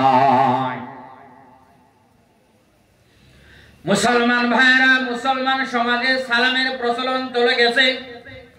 বিশ্বনবী বলেন, ওই সময় পর্যন্ত জান্নাতে প্রবেশ করতে পারবে না যতক্ষণ পর্যন্ত তোমাদের পারস্পরিক মহব্বত হবে না। আল্লাহর নবী বলেন, আলা আদুল্লুকুম আমরান ইজা আনতুম ফাআলতুমুহু তাহাবাবতুম। আল্লাহর নবী বলেন, সাহাবীরা, তোমাদের কি এমন এক আমল সম্পর্কে আমি নবী বলবো না, যে আমল করলে আল্লাহ পাক তোমাদের কলিজাটা মহব্বত দিয়ে ভরে দিবেন? সুবহানাল্লাহ। আল্লাহর নবী কোন বড় আমল দেয় নাই। আফসুস সালাম বাইনাকুম। নবীজি বলেন, সালামের প্রচলন শুরু করে দাও। সমাজ এমন কুসংস্কারে অন্ধকার হয়ে গেছে, নিজের সন্তান নিজের মা বাবাকে সালাম দিতে লজ্জা করে। ঠিক না বেঠি? সমস্যা। শ্বশুর শাশুড়িকে সালাম দিতে পারে, কিন্তু নিজের বাবা মাকে সালাম দিতে পারে না। আপনি শ্বশুর শাশুড়িকে সালাম দেন, সম্মান জানান, ওয়েলকাম, স্বাগতম, খুব ভালো কাম, করতেই হবে তাদের সাথে বাবা মার মতো আচরণ। তার সঙ্গে সঙ্গে আপনার মা বাবার সঙ্গে আপনি সদাচরণ করতে হবে। এটা কিন্তু আমার কথা নয়, কোরআনের কথা। ভাই মাতরম দোস্ত বুজুর্গ, আমি একটা হাদিস পড়েছি, আল্লাহর নবী বলেছেন, যারা মা বাবার অবাধ্য সন্তান, কিয়ামতের দিন আল্লাহ পাকের জান্নাতে যেতে পারবে না। মা বাবার সাথে যারা খারাপ আচরণ করে তারা নবীজির আদর্শ বাস্তবায়ন করে নাই। কারণ বিশ্বনবী নিজে বাস্তব করে আমাদেরকে দেখিয়েছেন। বিশ্বনবী একদিন গনিমতের মাল, যুদ্ধপ্রাপ্ত সম্পদ একদিন বন্টন করতেছিলেন। সাহাবীদের মধ্যে হঠাৎ করে একজন বুড়ি মহিলা চলে আসছে। বুড়ি মহিলাকে দেখে বিশ্বনবী বসার থেকে দাঁড়াইয়া গেছে। কিতাবের ভিতরে পাওয়া যায় নবীজি নিজের রুমাল অথবা চাদর মোবারক বিছায়া দিয়েছেন। চাদরের উপরে বুড়ি মহিলা বসে গেছে। বিশ্বনবী কানে কানে কি যেন কথাবার্তা বললেন। অনেক বস্তু তাকে টোপলা করে তুলে দিলেন। মহিলা যখন চলে যাচ্ছে বিশ্বনবী দাঁড়াই আছেন, তার দিকে তাকায় আছেন। যতক্ষণ পর্যন্ত ওই বুড়ি মহিলাকে দেখা যায় বিশ্বনবী তার নজরটা ফিরায় না। যখন আর দেখা যায় না বিশ্বনবী আবার নিজের কামে ব্যস্ত হয়ে গেলেন। সাহাবীরা প্রশ্ন করলেন, ইয়া রাসূলুল্লাহ, কিছুই তো বুঝতে পারলাম না, হতভম্ব হয়ে গেলাম। একজন বুড়ি মহিলা যার জন্য আপনি চাদর মোবারক বিছাইয়া দিলেন, আবার অনেক বস্তু টপলা করে দিলেন, বুড়ি যখন চলে যায় যতক্ষণ পর্যন্ত দেখা যায় তাকাইয়া তাকাইয়া বুড়িকে দেখতে থাকলেন। ও মুসলমান ভাইরা, যুবক ভাইরা, মা বাবার সম্মান কাকে বলা হয়? বিশ্বনবী বলেন, ও আমার সাহাবীরা, এই বুড়ি মহিলা কোন মহিলা তোমরা চিনতে পারো নাই? আমি তো আমার মায়ের খেদমত তেমন নসিব হয় নাই। বাবা তো দুনিয়াতে আসার আগে দুনিয়া থেকে চলে গেছে। যার কোলে কাকলে ওঠে, যার বুকের দুধ পান করে আমি মুহাম্মদ বড় হয়েছি, এই হলো সেই আমার দুধমা হালিমাতুস সাদিয়া রাদিয়াল্লাহু তাআলা। ভাই মাতরম, দোস্ত বুজুর্গ, মা বাবার সঙ্গে সদাচরণ করতে হবে। আল্লাহর নবী বলেছেন, আল আকওয়ালিদাই, মা বাবার অবাধ্য সন্তান কিয়ামতের দিন জান্নাতে যেতে পারবে না। ও যুবক ভাইরা, অল্প চিন্তা করে দেখো তোমার মা তোমার জন্য কত কষ্ট করেছে। মায়ের পেটের ভিতরে যখন সন্তান থাকে তখন তো মায়ের স্বাভাবিক অবস্থা থাকে না, থাকে নাকি বলেন?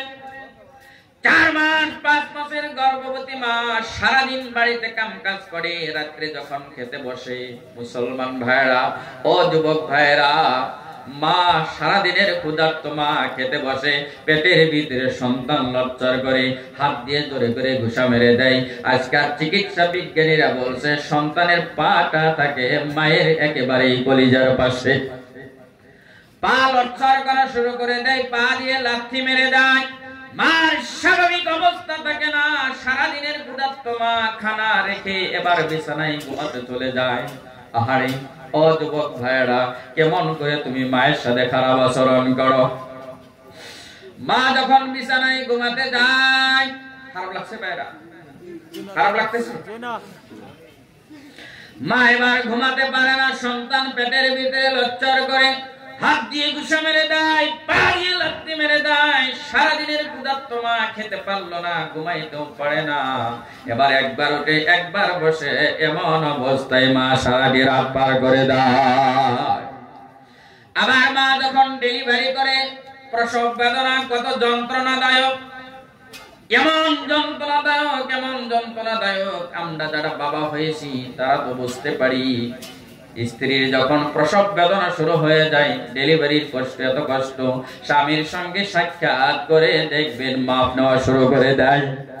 চোখের পানি ছেড়ে দিয়ে স্বামীকে ডাক দিয়ে বলে, স্বামী, অনেকদিন তোমার সঙ্গে সংসার করলাম, না জানি অজান্তে অনেক ভুল হয়ে গেছে, আল্লাহর হস্তে তুমি আমাকে মাফ করে দাও।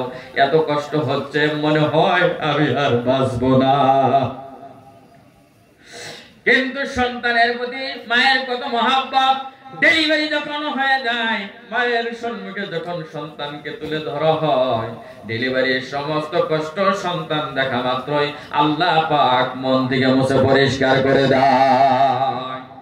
ও মুসলমান ভাইরা, আমরা যারা বিয়ে করেছি, আমরা যারা ছেলে মেয়ের বাবা হয়েছি, বুঝতে পারি ঠান্ডার দিন সন্তান উপরে ল্যাপ রাখে না, কম্বল রাখে না, বারবার দেখবে বারবার কম্বল ফেলিয়ে দেয়। মা কিন্তু ঘুমাতে পারে না, দুধ পান করানো লাগে, আবার কম্বল দিতে হয়, অনেক কষ্ট কিন্তু করতে হয়, ঠিক না ঠিক? ও ও মুসলমান ভাইরা, কোলে পেশাব করে দেয়, পায়খানা করে দেয়। আমরা পুরুষ হলাম ধরা সাপ মার্কা। একবার যদি সন্তান বাবার কোলে পায়খানা করে দেয়, দেখবেন বাবা কিন্তু সি সি শুরু করে দেয়। কথা ঠিক না বেঠিক? কিন্তু মা কতদিন তার হাতে পায়খানা সাফ করে, কতদিন পেশাব সাফ করে, কোনদিন কিন্তু মা সি সি শব্দ বলে না। সেই মায়ের সাথে যদি তুমি বেয়াদবি করো, জান্নাত তো দূরের কথা, জান্নাত পাবেই না তুমি।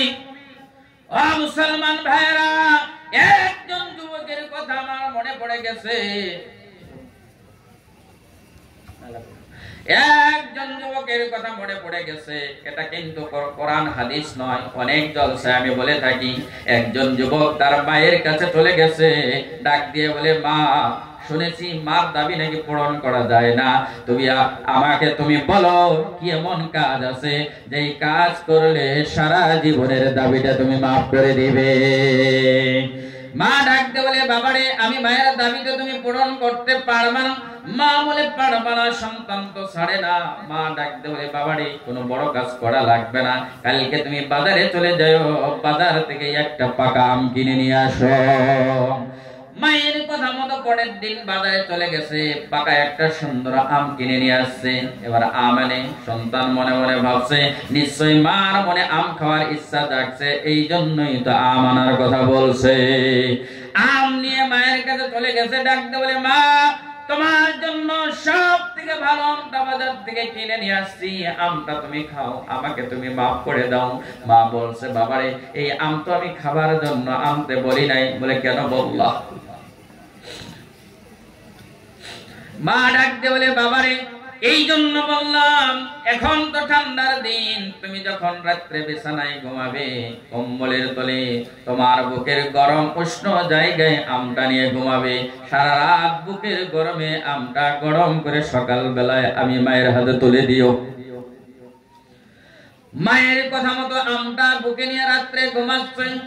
কিন্তু যখন ঘুমাতে হচ্ছে তখন তো হুঁশ নাই, খবর নাই। কাপ যখন পরিবর্তন হচ্ছে, বুক থেকে আম পড়ে পিঠের তলে পড়ে আম এবার ভর্তা হয়ে গেছে।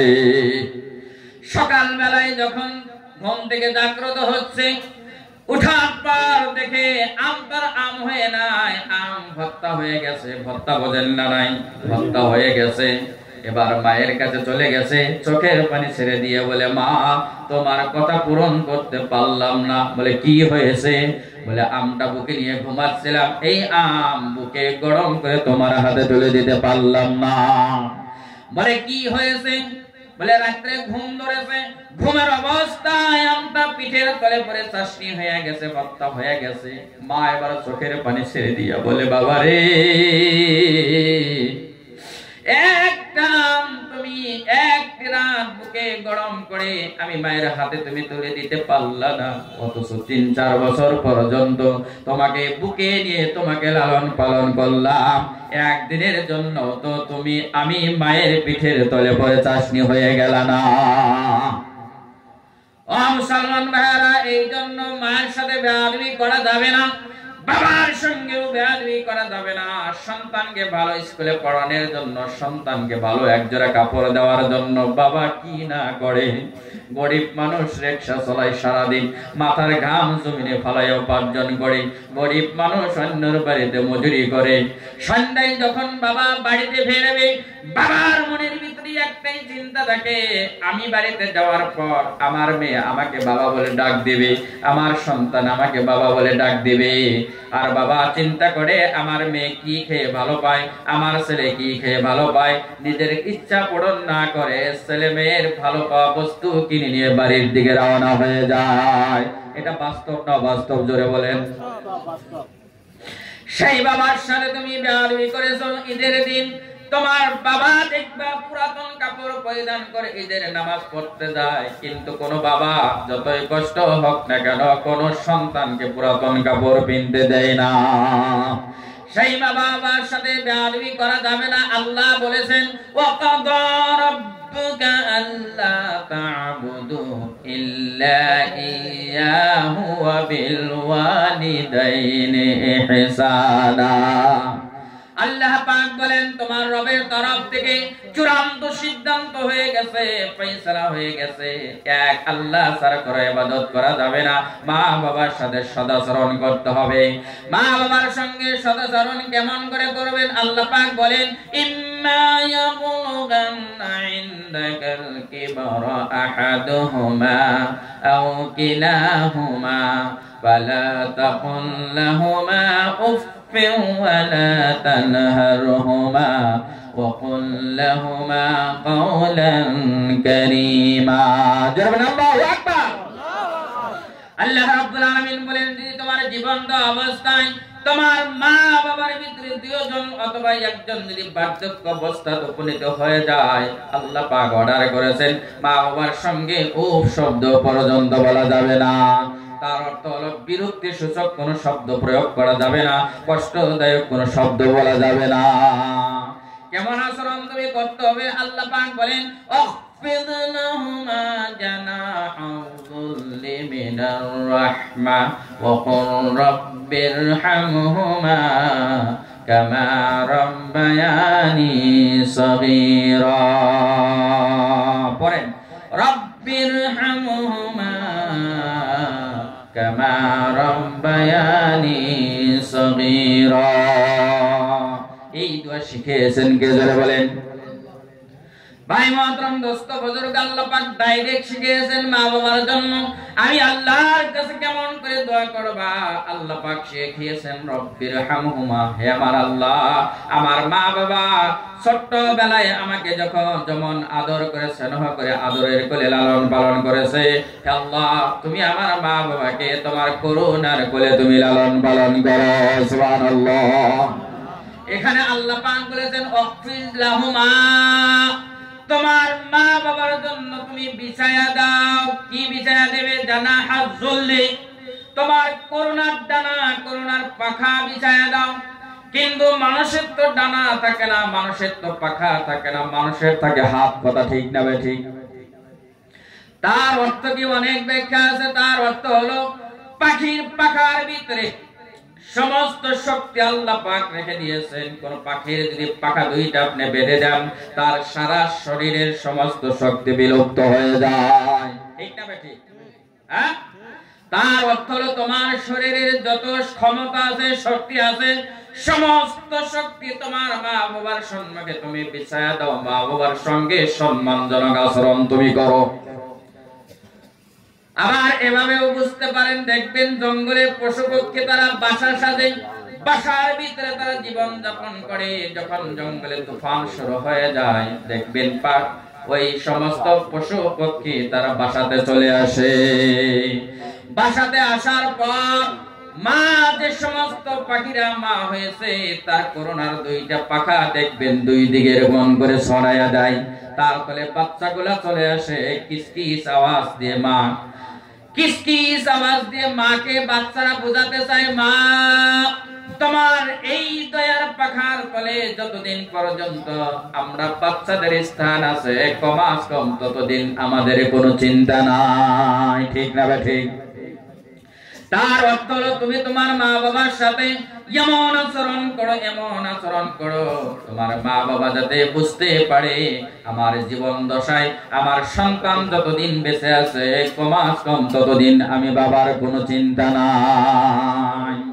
ও যুবক ভাইরা, এই দুনিয়ার জিন্দেগি ক্ষণস্থায়ী জিন্দেগি, এই জিন্দেগির কোনো গ্যারান্টি নাই। আজ আছি, এখন বাড়িতে ফিরতে পারবো কি পারবো না কোনো গ্যারান্টি আছে?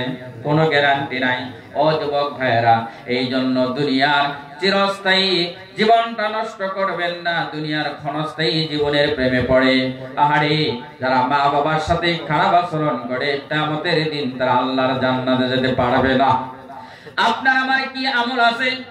বিশ্বনবীর সাহাবী আলকামা রাদিয়াল্লাহু তাআলা আনহু হাদিস শরীফে আছে, মৃত্যু শয্যা বিছানায় পড়ে আছে, তার সম্মুখে কলিমার তালকিন করা হয় কিন্তু কলিমা মুখ দিয়ে বের হয় না।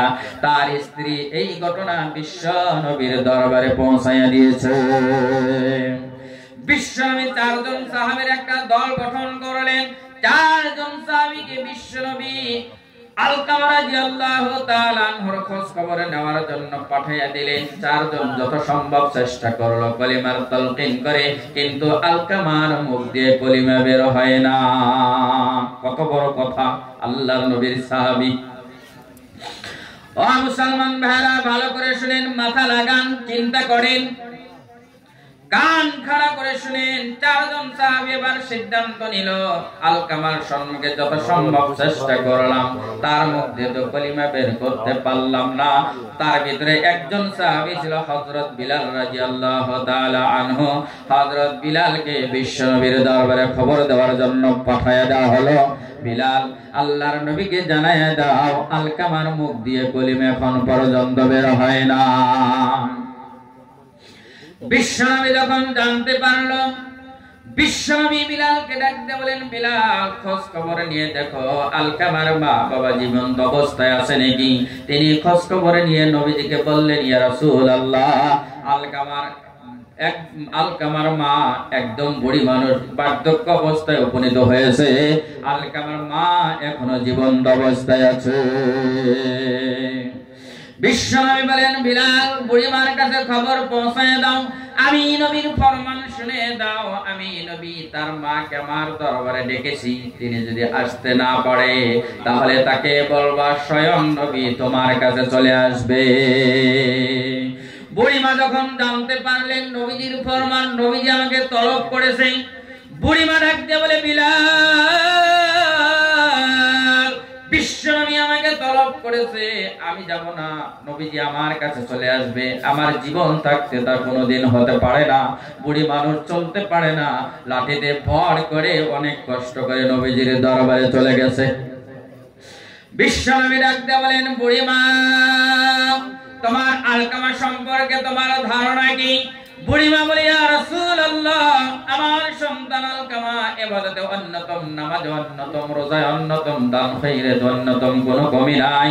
তবে তার স্ত্রীর মহব্বতে পড়ে আমি মায়ের সঙ্গে এমন আচরণ করেছে, আমি মাহার কলিজাটা যেন ছিদ্র ছিদ্র হয়ে গেছে।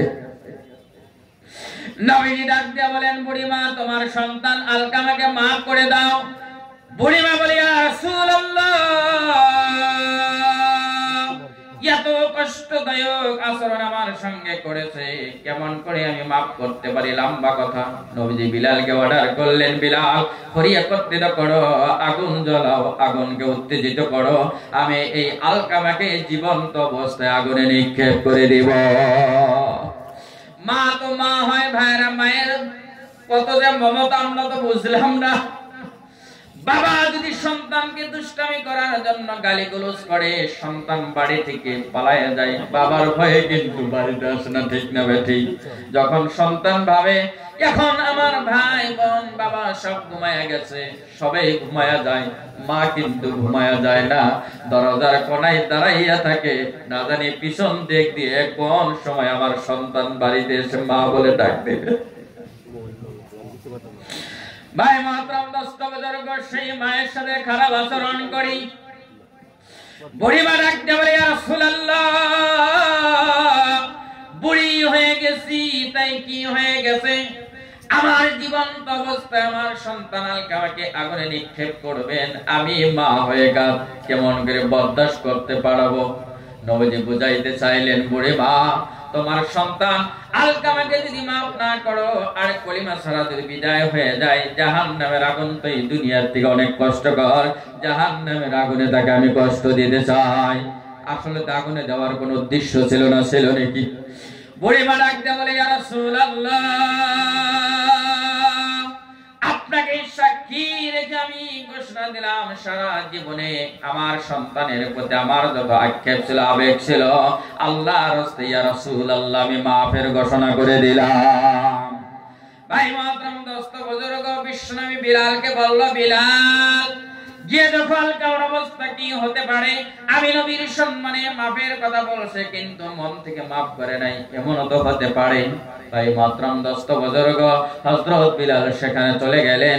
হযরত বিলাল বর্ণনা করেছেন, যেই সময় আমি খোঁজ খবর নিয়ে দেখলাম তার মা তাকে মাফ করার ঘোষণা দিয়েছে, আলকামার মুখ দিয়ে কলিমা বের হয়ে গেছে, লা ইলাহা ইল্লাল্লাহ মুহাম্মাদুর রাসূলুল্লাহ। এই জন্য যুবক ভাইরা হাতে ধরে বলি, পায়ে ধরে বলি, এক ওয়াক্তের খানা তুমি কম খাও, কোনো ক্ষতি তোমার হবে না, কিছুই হবে না। জীবন থাকাকালীন অবস্থায় মা বাবার সঙ্গে কোনোদিন খারাপ আচরণ করবা না। মা বাবার সঙ্গে ভালো আচরণ করো, তোমার রুজিতে আল্লাহ পাক বরকত দান করে দিবেন। সুবহানাল্লাহ। এই জন্য ভাই মহতরম, দোস্ত বুজুর্গ, ভালো করে লক্ষ্য করেন, মা বাবা হিসাবে যদি দেখতে চান, একজন বাবার থেকে একজন মায়ের সম্মান ইসলাম অনেক বাড়ায় দিয়েছে। বাবার থেকে 3 গুণ সম্মান ইসলাম মায়ের সম্মানটা বাড়াইয়া দিয়েছে। কথা ঠিক না ঠিক?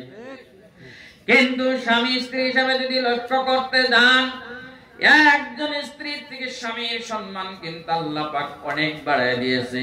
মা বোনেরা, বাড়ির থেকে যদি আমার কথা শুনতেন, তাহলে জানে না, শুনে না, আপনার স্বামীর কত মর্যাদা। আল্লাহর নবী বলেন, আইয়ুমা ইমরাতিন মাতাত ওয়া যাওজুহা আনহা রাদিন দাখালাতিল জান্নাহ। ও আমার মায়েরা, আল্লাহর নবী বলেন, কোন মহিলা যদি এমন অবস্থায় মৃত্যুবরণ করে, তার স্বামী তার উপরে সন্তুষ্ট ছিল, আল্লাহর নবী বলেন, ওই মহিলাটা আল্লাহ পাকের জান্নাতে প্রবেশ করবে। ও আমার মায়েরা, কত সম্মান, কত সম্মান। বিশ্বনবী একদিন পাহাড়ি এলাকায় সাহাবীদেরকে সঙ্গে নিয়ে ভ্রমণের অবস্থায় হঠাৎ করে জঙ্গল থেকে একটা উট বেরিয়ে আসছে। বিশ্বনবীর কদম মোবারকে উট তার মাথা নত করে নিজেকে ধন্য করে নিয়েছে। সাহাবীরা ডাকতে বলে, ইয়া রাসূলুল্লাহ, জঙ্গল থেকে উট এসে আপনার কদম মোবারকে মাথা নত করে নিজের কপালটা ধন্য করে নিয়েছে। আমরা তো আপনার সাহাবী, আপনার সঙ্গী, আমরা আপনার কদম মোবারকে মাথা নত করে নিজেদেরকে ধন্য করে নিব। ও মায়েরা, স্বামীর সম্মান কত বেশি। বিশ্বনবী হাদিস শরীফে বলেছেন, লাউ কুনতু আমরু আহাদান আইয়াসজুদা লি আহাদিন লা আমারতুল মারআতা আন তাসজুদা লি জাওজিহা। আল্লাহ নবী বলেন, আমি নবী যদি আল্লাহ ছাড়া কাউকে সিজদা করার পারমিশন দিতাম, তাহলে মহিলাদেরকে হুকুম করতাম তারা যেন স্বামীর সম্মুখে সিজদায় পড়ে। এই জন্য মা বোনেরা, মা বাবা হিসেবে যদি দেখতে চান, আপনাদের সম্মান অনেক বেশি। আবার স্বামী স্ত্রী হিসেবে যদি দেখতে চান, তাহলে একজন স্ত্রীর থেকে একজন স্বামীর সম্মান আল্লাহ পাক বাড়িয়ে দিয়েছেন। কথা ঠিক না ঠিক? তার অর্থ কিন্তু এটা নয় আমরা স্বামীগিরি দেখাবো। নিজের স্ত্রীর উপর কোনোদিন জুলুম করা যাবে না। একজন স্ত্রীর স্বামীর উপরে অনেক হক আছে, এগুলা বলে আমি শেষ করতে পারবো না। তার ভিতরে গুরুত্বপূর্ণ 4টা হকের কথা আমি বলবো, শুনতে রাজি আছেন? একজন স্বামীর উপরে একজন স্ত্রীর হক হলো, স্বামী যেই মানের খানা নিজে খাবে, ওই মানের খানা তার স্ত্রীকে স্বামী খাওয়াবে। 2 নম্বর হক হলো, স্বামী যেই মানের কাপড় পরিধান করবে, ওই মানের কাপড় তার স্ত্রীকে পরিধান করাবে। তার অর্থ কিন্তু এটা নয় আপনি জিন্স প্যান্ট পরিধান করেন, আপনার স্ত্রীকে জিন্স প্যান্ট দেবেন, এটা নয়। যেই পরিমাণের দামের মূল্যবান কাপড় আপনি পরিধান করেন, আপনি কেনেন 10,000 দিয়ে, আপনার স্ত্রীকে দেন 200 টাকা, এটা কিন্তু স্ত্রীর হক আদায় হচ্ছে না। ঠিক না? নাই? 3 নম্বর নবীজি বলেছেন, একজন স্বামীর উপর স্ত্রীর হক হলো, স্বামী কোনদিন স্ত্রীকে যদি প্রয়োজনে কোনদিন আঘাত করার প্রয়োজন হয়, মৃদু আঘাত করবে, তবে স্বামী কোনদিন স্ত্রীর মুখমণ্ডলে আঘাত করতে পারবে না। কিন্তু আমরা জল্লাদ মার্কা অনেক স্বামী আছি, তরকারিতে যদি লবণ বেশি হয়ে যায়, মুখে দেখবেন ঘুষা মেরে দিয়ে দাঁত ভেঙে দিছে, আছে না নাই? নাক ফাটাইয়া দিছে, নাক দিয়ে রক্ত বের হয়ে যায়। এটা করা যাবে না। প্রয়োজনে যদি আপনি শাসনমূলক যদি কোনো মারতে হয়, শরীরে আঘাত হয়, তেমন ভাবে মারা যাবে না। কারণ মাইরা মানুষকে কোনোদিন ভালো করা যায়। একটা হলো ভয়ের ভালোবাসা, আর একটা হলো অন্তর দিয়ে ভালোবাসা। ভয়ের ভালোবাসা সাময়িক, যত সময় আপনার ভয় তত সময় ভালোবাসা। আর যদি দিলের ভালোবাসা হয়, যতক্ষণ পর্যন্ত একটা চোখের পাতা লড়বে ততক্ষণ পর্যন্ত তার জন্য জীবন দিতে বাধ্য থাকবে, ঠিক না বেটি? 4 নম্বরে নবীজি বলেছেন একজন স্ত্রী স্বামীর উপরে হক হলো রাত্রের বেলায় কোনদিন স্বামী যাতে তার স্ত্রীকে ঘর থেকে বের করে না দেয়। দেখবেন অনেক জল্লাদ মার্কা স্বামী আছে, অল্প কথায় যদি আনবান হয়ে গেছে ঘর থেকে ধাক্কা দিয়ে বের করে দেয়, দরজা আবার গভীর রাত্রে বন্ধ করে দেয়। আছে না নাই? এটা কিন্তু করা যাবে না। আপনার বান্দি নয়, বিশ্বনবী বলেছেন কেমন করে তোমার স্ত্রীর উপরে তুমি জুলুম চালাও, আবার রাত্রের বেলায় কেমন করে সেই স্ত্রীকে তুমি মহব্বত করো, এটা তো কোনো মানুষের কাজ নয়। মুসলমান ভাইরা, মানুষ মাত্রই ভুল হতে পারে, ভুল হয়েছে তাকে আপনি কথা দিয়ে বোঝাতে হবে, কথা দিয়ে বোঝে নাই, কোনোদিন আপনার কথা মানে না, তাহলে আবার বিছনা পৃথকের মাধ্যমে বোঝাতে হবে, তাও বুঝাইতে পারেন নাই, এবার দুই পক্ষের মানুষটাকে তাকে বোঝাতে হবে, তারপরেও হয় নাই, তাহলে তারপরেও মারবেন না, সংসার এবার সেট করে দেওয়া লাগবে। কিন্তু তরকারিতে নিমক কম আছে কইতে দিলাম তো 10 তালাক, তোর মাই কত তালাক দিল কোন আছে না না? আবার হুজুরে বলতে হুজুর তালাকের নিয়ত করি না, হাতে যদি ধারানো তরবারি না একজনের গলায় যায় যদি কোপ মারে না, যদি কোন মারার নিয়ত করি না, কোটে মানবো? হ্যাঁ, কোন কোটে মানবো? কোটে মানবে না। এই জন্য স্বামী স্ত্রীর গভীর সম্পর্ক হতে হবে। স্বামী স্ত্রীর যত ভালো আচরণ হবে, যত তারা মহব্বতের আচরণ করবে, তার সতী সন্তান গুলা ততই মহব্বতের আচরণ শিখবে। কথা ঠিক না ঠিক? এই জন্য মুসলমান ভাইরা, স্বামী স্ত্রীর সম্পর্ক গভীর করতে হবে, ভালো সম্পর্কে করতে হবে, একটা গুড আন্ডারস্ট্যান্ডিং বুঝাবুঝির ভূমিকা পালন করতে হবে। এই যে সমাজ নষ্ট হয়ে গেছে, দেখবেন সমাজে আর একটা বস্তু আছে, বর্তমান আমার যুবক ভাইরা কত ঢালাঢালি বস্তু খায়, তাদের স্বাস্থ্যও শেষ, তাদের পরকালও শেষ, দুনিয়াও শেষ, পরকালও শেষ, ঠিক না ঠিক? আমি একটা হাদিস পড়েছি, হাদিসের ভিতরে নবীজি বলেছেন আল মুদমিনুল খামাম, আল্লাহ নবী বলেন যারা নেশা পান করে, নেশা পানকারী, কিয়ামতের দিন আল্লাহ পাকের জান্নাতে যেতে পারবে না।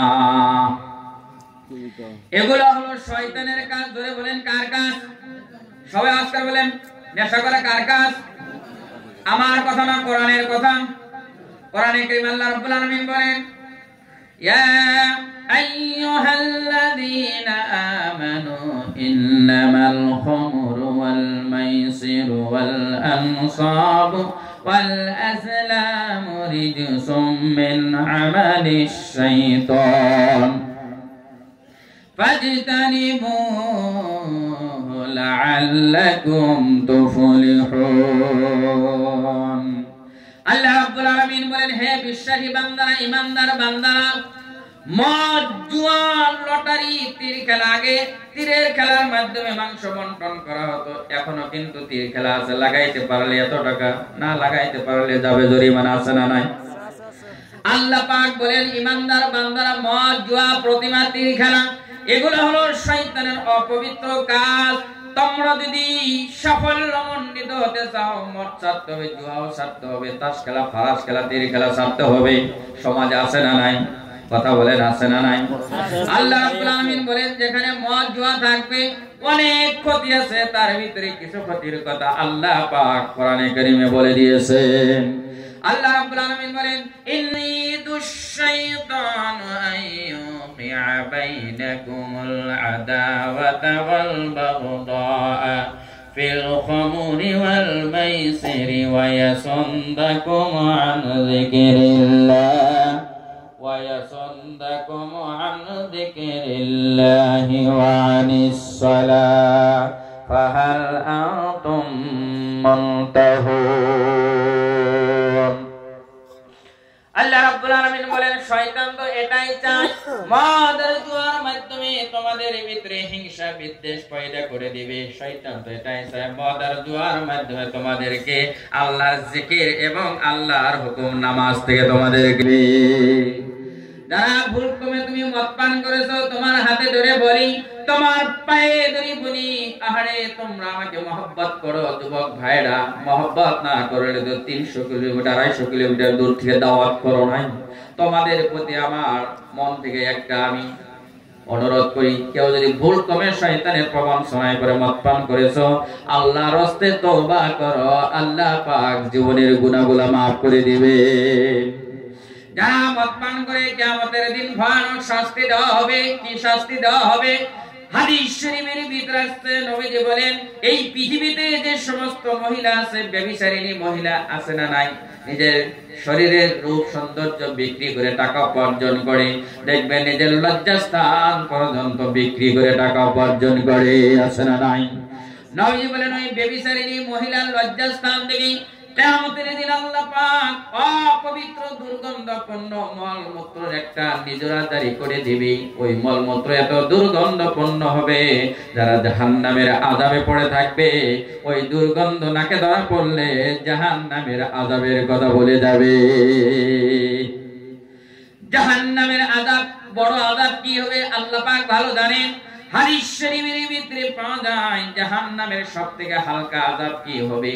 ওই যে নবীজির চাচা আবু তালিব নবীজিকে মহব্বত দিয়েছে, এত মহব্বত, নিজের কলিজার টুকরা সন্তান হযরত আলীকে অন্য বিছানায় শোয়াতেন, নিজের ভাতিজা এতিম মুহাম্মদকে নিজের বুকে আঁকড়াইয়া ধরে রাখতেন।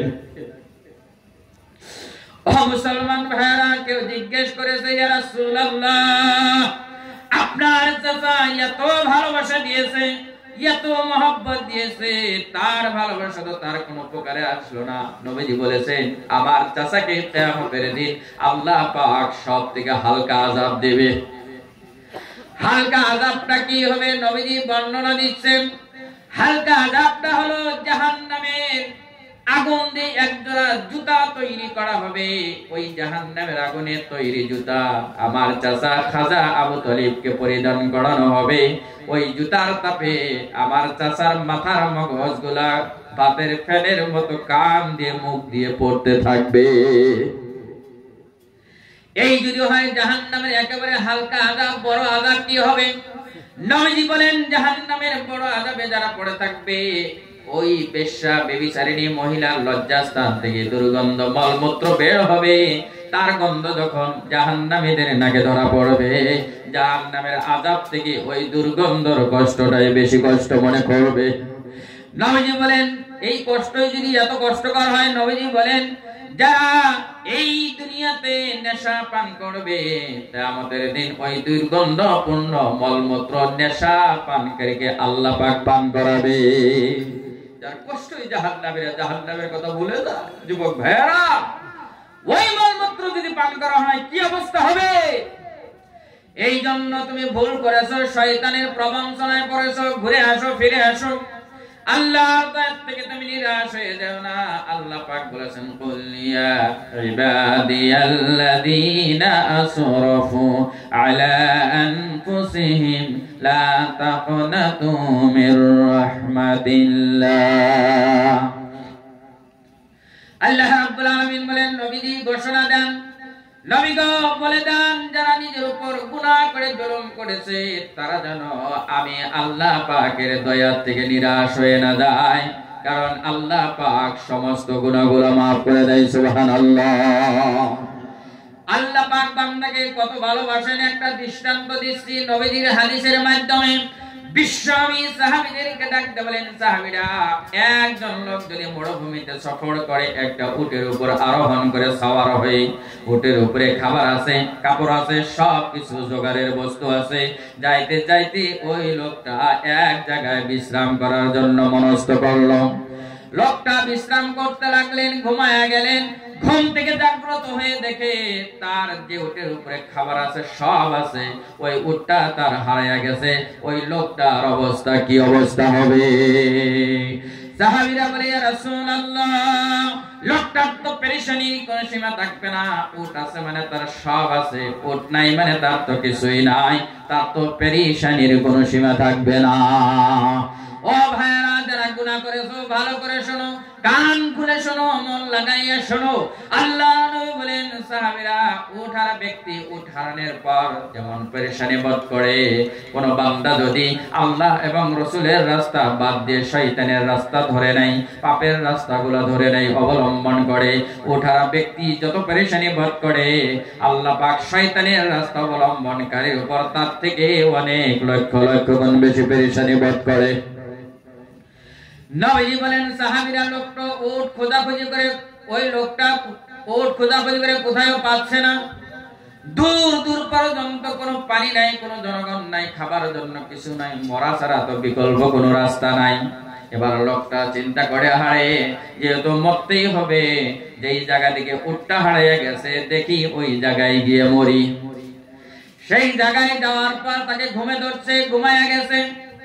ঘুম থেকে যখন জাগ্রত হচ্ছে তিনি দেখতে পেলেন যে উটের উপরে খাবার আছে, কাপড় আছে, সব আছে, ওই উটটা তার কাছে আবার ফিরে আসছে। নবীজি বলেন সাহাবীরা ওই লোকটার অবস্থা কি হবে? সাহাবীরা বলে ইয়া রাসূলুল্লাহ, ওই লোকটার তো আনন্দের কোনো সীমা থাকবে না, উট পায়া গেছে তার অর্থই হলো সব পায়া গেছে। আল্লাহর নবী বলেন সাহাবীরা কোন বান্দা যদি শয়তানের রাস্তা অবলম্বন করার পর তওবা করে আল্লাহ এবং আল্লাহর রাসূলের দিকে ফিরে আসে, ইসলামের দিকে যদি ফিরে আসে, উঠারা ব্যক্তি উট পাওয়ার পর যত খুশি হয়, আনন্দিত হয়, ওই তওবাকারী বান্দার উপর আল্লাহ পাক তার থেকে লক্ষ লক্ষ গুণ বেশি খুশি হয়ে যায়। ও মুসলমান ভাইরা, তওবা করো। তওবা কেমন করে করবা? হযরত ওমর রাদিয়াল্লাহু তাআলা আনহু বর্ণনা দিচ্ছেন তওবায়ে নাসুহা, অনুতপ্তমূলক তওবা করতে হবে। তার ব্যাখ্যা দিয়েছেন এই যে গাই গরুর ওলান আছে, আপনারা কি বলেন যেটাতে গাখীর বের করি? হ্যাঁ, ওলান, বাট আছে না?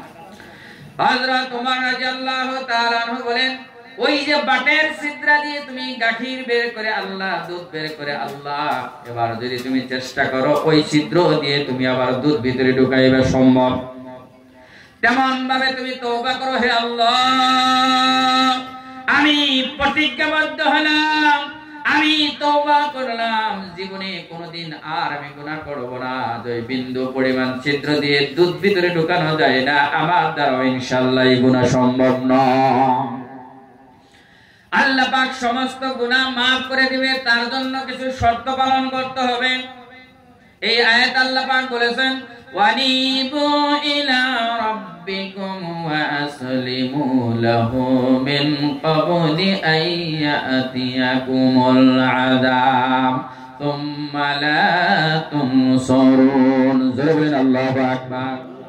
আল্লাহ রাব্বুল আলামিন বলেন এক নম্বর শর্ত হলো তোমরা তওবা করার পর আল্লাহর বিধানের অভিমুখী হয়ে যাও, অর্থাৎ প্রতিজ্ঞাবদ্ধ হতে হবে, আল্লাহ আজ থেকে প্রতিজ্ঞা করলাম আর জীবনে কোনোদিন গুনাহ করব না।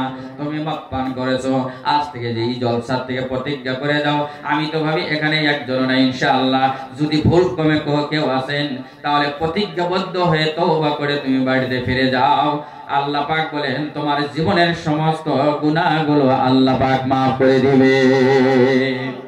দুই নম্বর শর্ত হলো ওয়াসলিমু লাহু, আল্লাহর আজ্ঞাবহ হতে হবে, আল্লাহর হুকুমের সম্মুখে আত্মসমর্পণ করতে হবে, নিজের যুক্তি চালানো যাবে না, কারণ যুক্তি চালানো হলো শয়তানের স্বভাব। জোরে বলেন কার স্বভাব? শয়তানের স্বভাব। বাবা আদম আলাইহিস সালাতু ওয়াস সালামকে আল্লাহ পাক সৃজন করলেন, সমস্ত ফেরেশতাকে সিজদার হুকুম করলেন, সবে সিজদা করেছে কিন্তু মিস্টার ইবলিস সিজদা করে নাই। করেছে, তিনি যুক্তির আশ্রয় গ্রহণ করেছে, বলল আল্লাহ খালাকতানি মিন নারিন ওয়া খালাকতাহু মিন তিন, হে আল্লাহ আমাকে তুমি আগুন দিয়ে তৈরি করলা, মানুষকে তুমি মাটি দিয়ে তৈরি করলা, আমি তো ওর থেকে অনেক শ্রেষ্ঠ, আমি শ্রেষ্ঠ হয়ে আমার থেকে তুচ্ছর সম্মুখে কেমন করে আমি সিজদা করতে পারি? এটা তো অযৌক্তিক কথা, ঠিক না ভাই? ঠিক। এই জন্য আল্লাহর হুকুমের সঙ্গে যুক্তি তুলে ধরা যাবে না। আমাদের জাতির পিতা ইব্রাহিম আলাইহিস সালাম বুঝিয়ে দিয়েছেন আত্মসমর্পণ কেমন করে করবেন। ইসলাম শব্দের ব্যাখ্যায় আসে আল্লাহর সম্মুখে আত্মসমর্পণ করা, নত হওয়া, বশীভূত হওয়া, আল্লাহর সম্মুখে নিজের সমস্ত মন মস্তিষ্ক সমস্ত যুক্তিকে আল্লাহর সম্মুখে নত করে দেওয়ার অর্থই হলো ইসলাম। ইব্রাহিম আলাইহিস সালাম বাস্তবায়ন করেছিলেন। 80 বছরের উপরে বয়স হয়ে গেছে, কোন সন্তান আল্লাহ পাক দেয় নাই। কোরআনে লম্বা হয়ে যাবে, আমি সংক্ষেপে বলছি। দোয়া করেছিল রব্বি হাবলি মিনাস সালিহিন, হে আমার রব, হে আমার পালনকর্তা, আমাকে একজন সৎ সন্তান তুমি দান করে দাও। আল্লাহ পাক দোয়া কবুল করলেন। আল্লাহ পাক বলেন ফাবাশশারনাহু বিগুলামিন হালিম। আল্লাহ পাক বলেন আমার খলিলের দোয়া আমি আল্লাহ পাক কবুল করলাম, একজন সহনশীল সন্তানের আমি সুসংবাদ প্রদান করলাম। লম্বা ঘটনা, সন্তান হয়ে গেল। ইসলাম কাকে বলা হয়, আত্মসমর্পণ কাকে বলা হয়, সঙ্গে সঙ্গে আল্লাহ পাক অর্ডার করে দিলেন ইব্রাহিম ও আমার খলিল, তুমি তোমার স্ত্রী হাজেরা আর তোমার একমাত্র নবজাত সন্তান ইসমাইলকে আমি আল্লাহ অর্ডার করলাম মক্কার মরুভূমিতে মরুদ্যানে রেখে আসো। অল্প কোনো চিন্তা করে নাই, কিছু করে নাই, স্ত্রীকে সঙ্গে নিচে, কলিজার টুকরা সন্তানকে সঙ্গে নিয়ে এবার চলে গেছে মক্কার মরুভূমিতে চলে গেছে। কয়েকটা খেজুর আর কিছু পানি দিয়ে চলে আসতেছেন। ইসমাঈল আলাইহিস সালামের মা হাজরা আলাইহিস সালাম ডাক দিয়ে বলে, স্বামী ইব্রাহিম, কি এত বড় অপরাধ করলাম যে অপরাধের জন্য আমাকে আমার কলিজার টুকরা একমাত্র সন্তান ইসমাইলকে এই জনভূমি এই মরুভূমিতে রেখে যাইতেছো, জনশূন্য জায়গায় রেখে যাইতেছো, যেখানে কোনো মানুষ নাই, পশু পাখি পর্যন্ত নাই, কোনো গাছগাছালি নাই। ইব্রাহিম আলাইহিস সালাম কোনো জবাব দিচ্ছে না, বাকশক্তি যেন বন্ধ হয়ে গেছে। হাজরা আলাইহিস সালাম বলছে, ইব্রাহিম আমাকে বলো, তুমি যে আমাকে আমার কলিজার টুকরা সন্তানকে রেখে যাইতেছো, এটা কি তোমার কথা না তুমি আমার আল্লাহ পাকের হুকুমে রেখে যাইতেছো? ইব্রাহিম আলাইহিস সালাম বলল, হাজরা আমি আল্লাহর পয়গম্বর, আমি আমার প্রবৃত্তির অনুসরণ করে কোনো কাজ করি না, আমার আল্লাহ পাকের হুকুমে তোমাকে আমার কলিজার টুকরা সন্তানকে রেখে যাইতেছি। আল্লাহর প্রতি ভরসা কাকে বলা হয়? হাজরা আলাইহিস সালাম বলল, স্বামী ইব্রাহিম নিশ্চিন্তভাবে আপনি বাড়ির দিকে রওনা হয়ে যান, চলে যান। ইদাল্লাহ ইদাইউনাল্লাহ, আমার আল্লাহর হুকুমে আমাকে আমার কলিজার টুকরা সন্তানকে রেখে যাইতেছেন। আমি আমার আল্লাহর উপরে এত ভরসা করি, আমার আল্লাহ আমাকে আমার কলিজার টুকরা ইসমাইলকে পানির পিয়াসে আর খাবার অভাবে আমাকে মারবে না, ব্যবস্থা হয়ে যাবে। পানি শেষ, খাবার শেষ, সব শেষ। লম্বা ঘটনা। আল্লাহ পাক ইসমাঈল আলাইহিস সালামের পায়ের ধাক্কায় আবে জমজম জারি করে দিয়েছেন, যেই পানিকে বরকতপূর্ণ পানি হিসেবে আজ পর্যন্ত মানুষেরা পান করে। ঠিক না বে ঠিক? আত্মসমর্পণ কাকে বলা হয় মুসলমান ভাইরা? ইসমাঈল আলাইহিস সালাম বড় হয়ে গেলেন। কোরআনে বলেছেন ফালাম্মা বালাগা মা'হুস সা'য়া قال يا بني إني أرى في المنام أني أذبحك فانظر ماذا ترى। জোরে বলেন আল্লাহু আকবার। কষ্ট হচ্ছে না? শেষ করে দিব।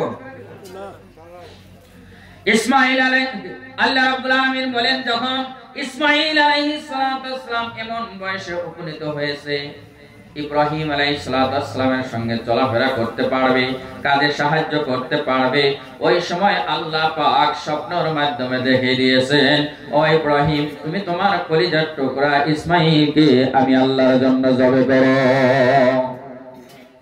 এই প্রস্তাব সন্তানের সম্মুখে কেমন করে তুলে ধরবে, কি করে তুলে ধরেছিলেন আল্লাহ পাক কোরআনে কোট করে দিয়েছেন।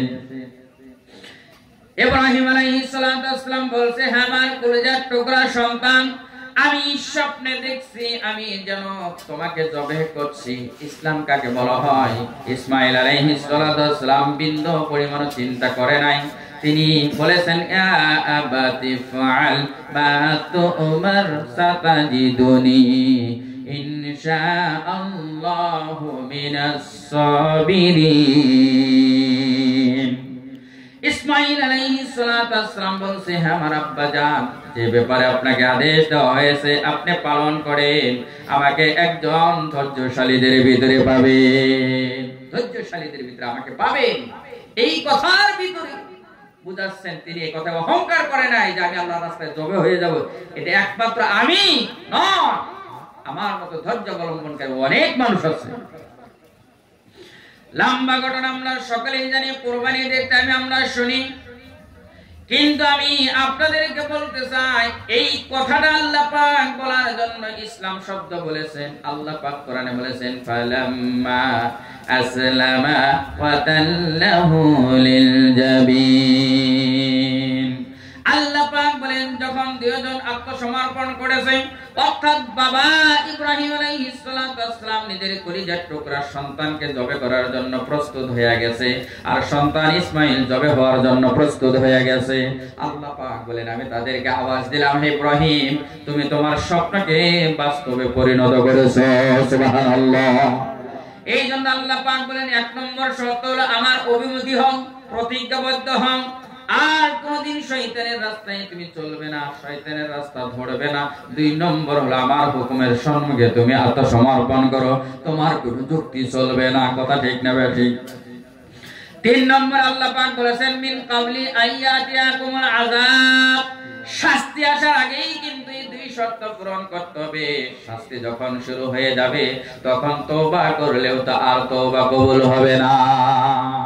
হাদিস শরীফে আল্লাহর নবী বলেছেন ইন্নাল্লাহা ইয়াকবালু তাওবাতাল আবদি মা লাম ইউগারগিন।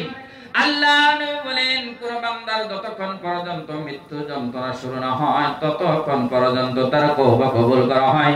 মৃত্যু যন্ত্রণা যখন শুরু হয়ে যায় ঠালার নাম বাবাজি, ওই তওবা আর আল্লাহ পাকের দরবারে কবুল হবে না। এটা বোঝার জন্য সহজে বোঝেন, মুসা আলাইহিস সালাতু ওয়াস সালাম ফিরআউনের অত্যাচারে যখন চলে যাইতেছিল, লম্বা ঘটনা, যাইতে যাইতে দরিয়ার সম্মুখে পড়ে গেছে। ঘটনা জানি কি জানি না, কোরআনে কারীম আল্লাহ পাক বলেছেন ফালাম্মা তারাল জামাআন ক্বালা আসহাবু মুসা ইন্না লামুদরাকুন। দুই দল যখন এমন অবস্থায় উপনীত হয়ে গেছে, এক দল আরেক দলের কথা পর্যন্ত শুনতে পায়, তাফসীরে আসছে মুসা আলাইহিস সালাতু ওয়াস সালামের সঙ্গীরা বলছে, ও মুসা, ধরা পড়ে গেলাম, বাঁচার তোর কোনো রাস্তা নাই। তিন দিক দিয়ে ফিরআউনের সৈন্যবাহিনী ঘেরাও করেছে, তাদের হাতে তরবারি, অস্ত্র সজ্জ, ঘোড়া উট সব আছে, আমাদের হাতে লাঠি পর্যন্ত নাই।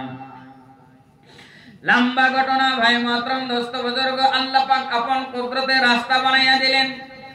রাস্তা দিয়ে মুসা নবী নিজের সঙ্গীদেরকে নিয়ে পার হয়ে গেছে। ফিরআউন চিন্তা করে, আরে কত সুন্দর দরিয়াতে রাস্তা, ফিরআউন তার দলবল নিয়ে ঝাঁপাইয়া পড়ছে। যখন মাঝখানে চলে গেছে, মুসা নবী সঙ্গীদেরকে নিয়ে পার হয়ে গেছে।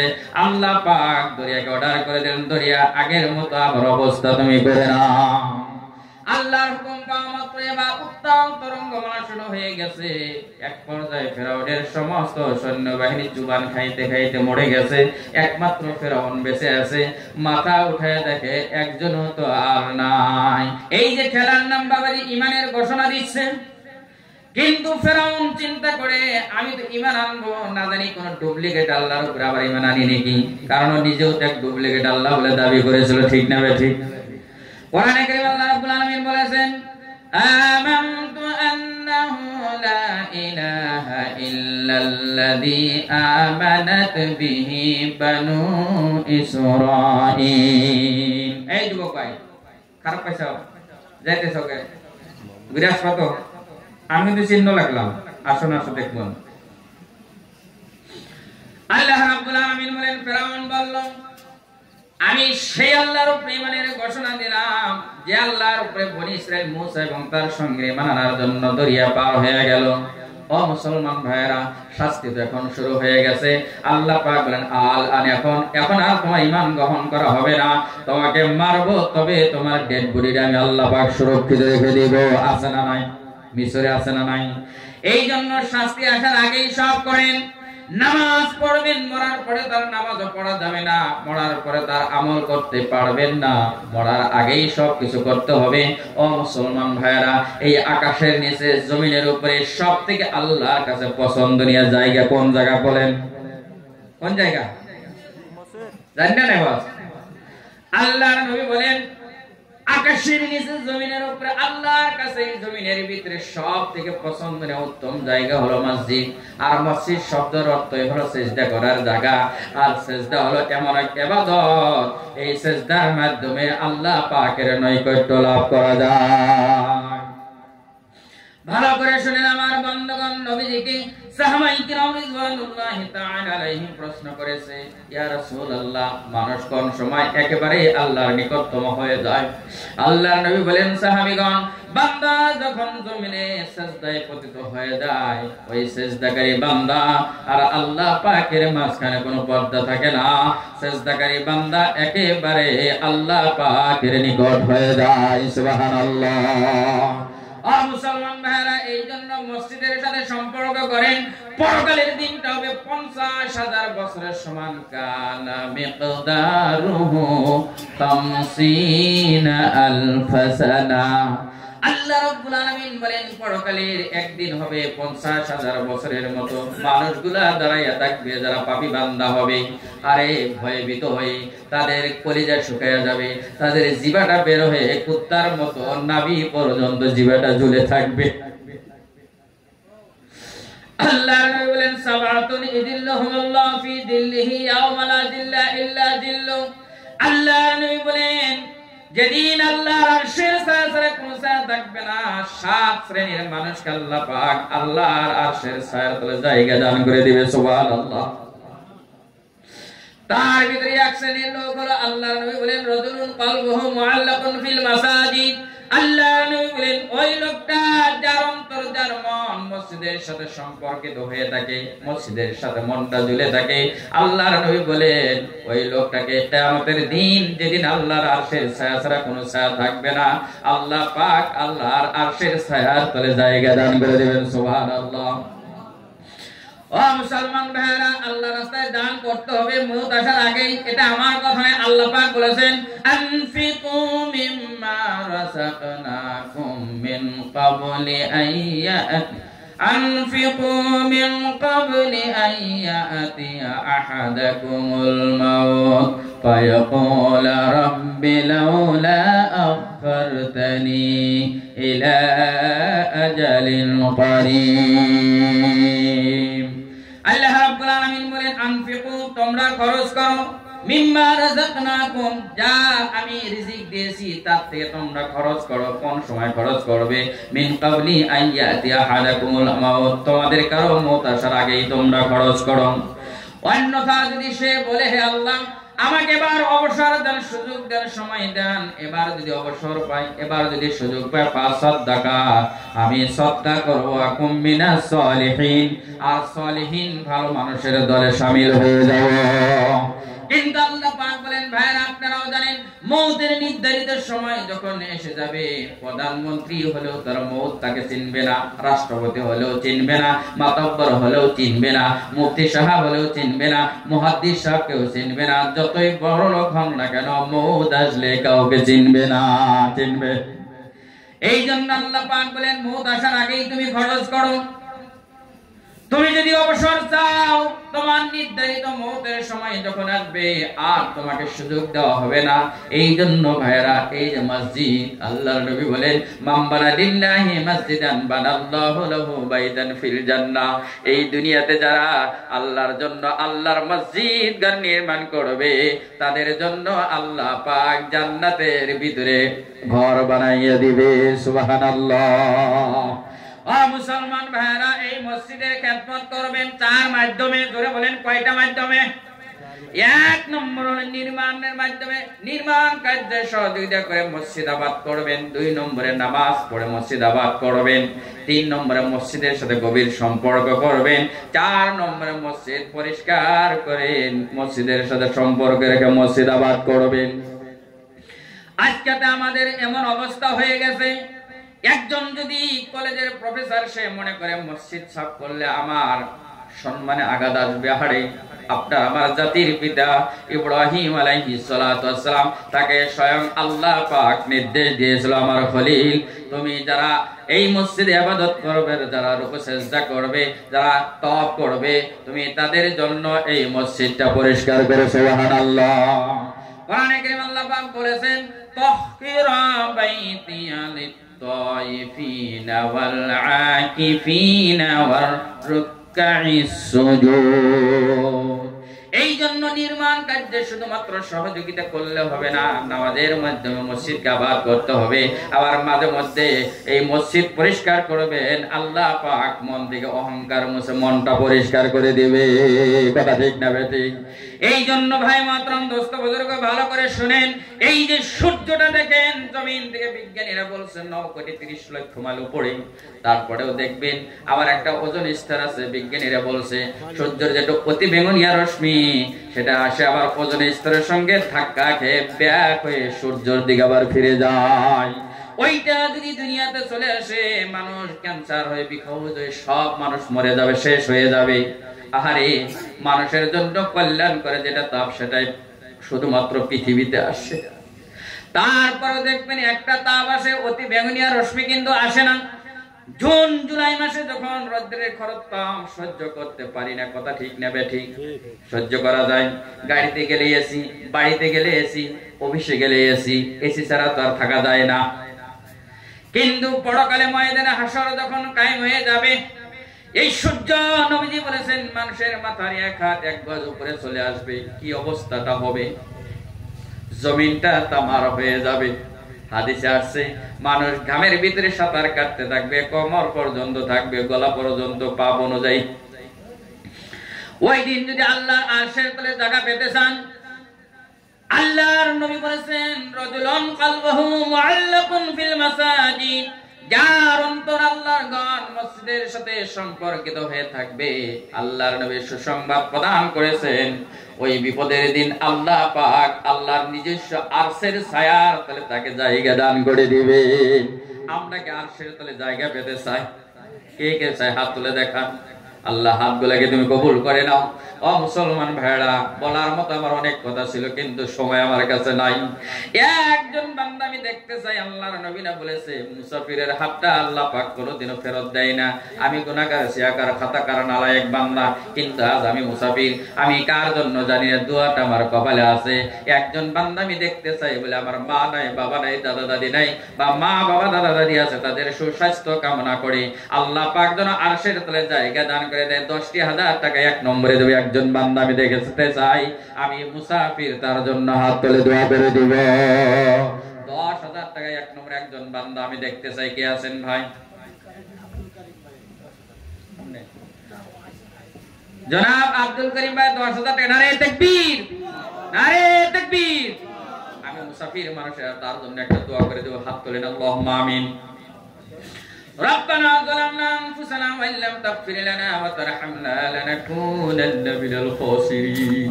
আল্লাহ, আমার তো কোনো আমল নাই, গুনাহগার, সিয়াকার, খাতাকার, নালায়েক বান্দা, কিন্তু তোমার নবীর হাদিস অনুযায়ী মুসাফিরের দোয়া নাকি কোনোদিন তুমি খালি হাতে ফেরত দাও না। আমি মুসাফিরের দোহাই নিয়ে তোমার দরবারে দোহাত ভিক্ষুকের মতো হাত তুলে ভিক্ষা চাই। আব্দুল করিম ভাই 10,000 টাকা তোমার ঘরে পড়ে গেল দান।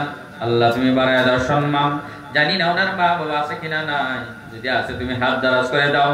ওনার খানদান থেকে যারা কবরে আছে, আল্লাহ মুসাফির হয়ে ভিক্ষা চাইয়া গেলাম, তাদের কবরগুলোকে জান্নাতের বাগিচা বানায় আমিন। আল্লাহ তার জিন্দেগীর সমস্ত গুনাহগুলো তুমি maaf করে দাও। কি নিয়তে দিছ মাওলা আমি জানি না, খাঁটি দানে কবুল করো, ফেরত দিও না। আল্লাহ কিয়ামতের দিন তোমার আরশের তলে জায়গা দান করে তুমি জান্নাতের ফয়সালা করে দিও আমিন সুম্মা আমিন বিরহমাতিকা ইয়া আরহামার রাহিমিন। আরে আল্লাহর প্রিয় ধন্য বান্দা ভাই, সাউন্ড কমে গেছে। আল্লাহর প্রিয় ধন্য বান্দা 10,000 টাকা আব্দুল করিম ভাই পড়ে গেল দান, তুমি সম্মান বাড়ায়া দাও। ওনার দানের খবর নবীজির রওজা মদিনাত পৌঁছায়া দাও। আমি 4 জন লোক চাই 10,000 টাকা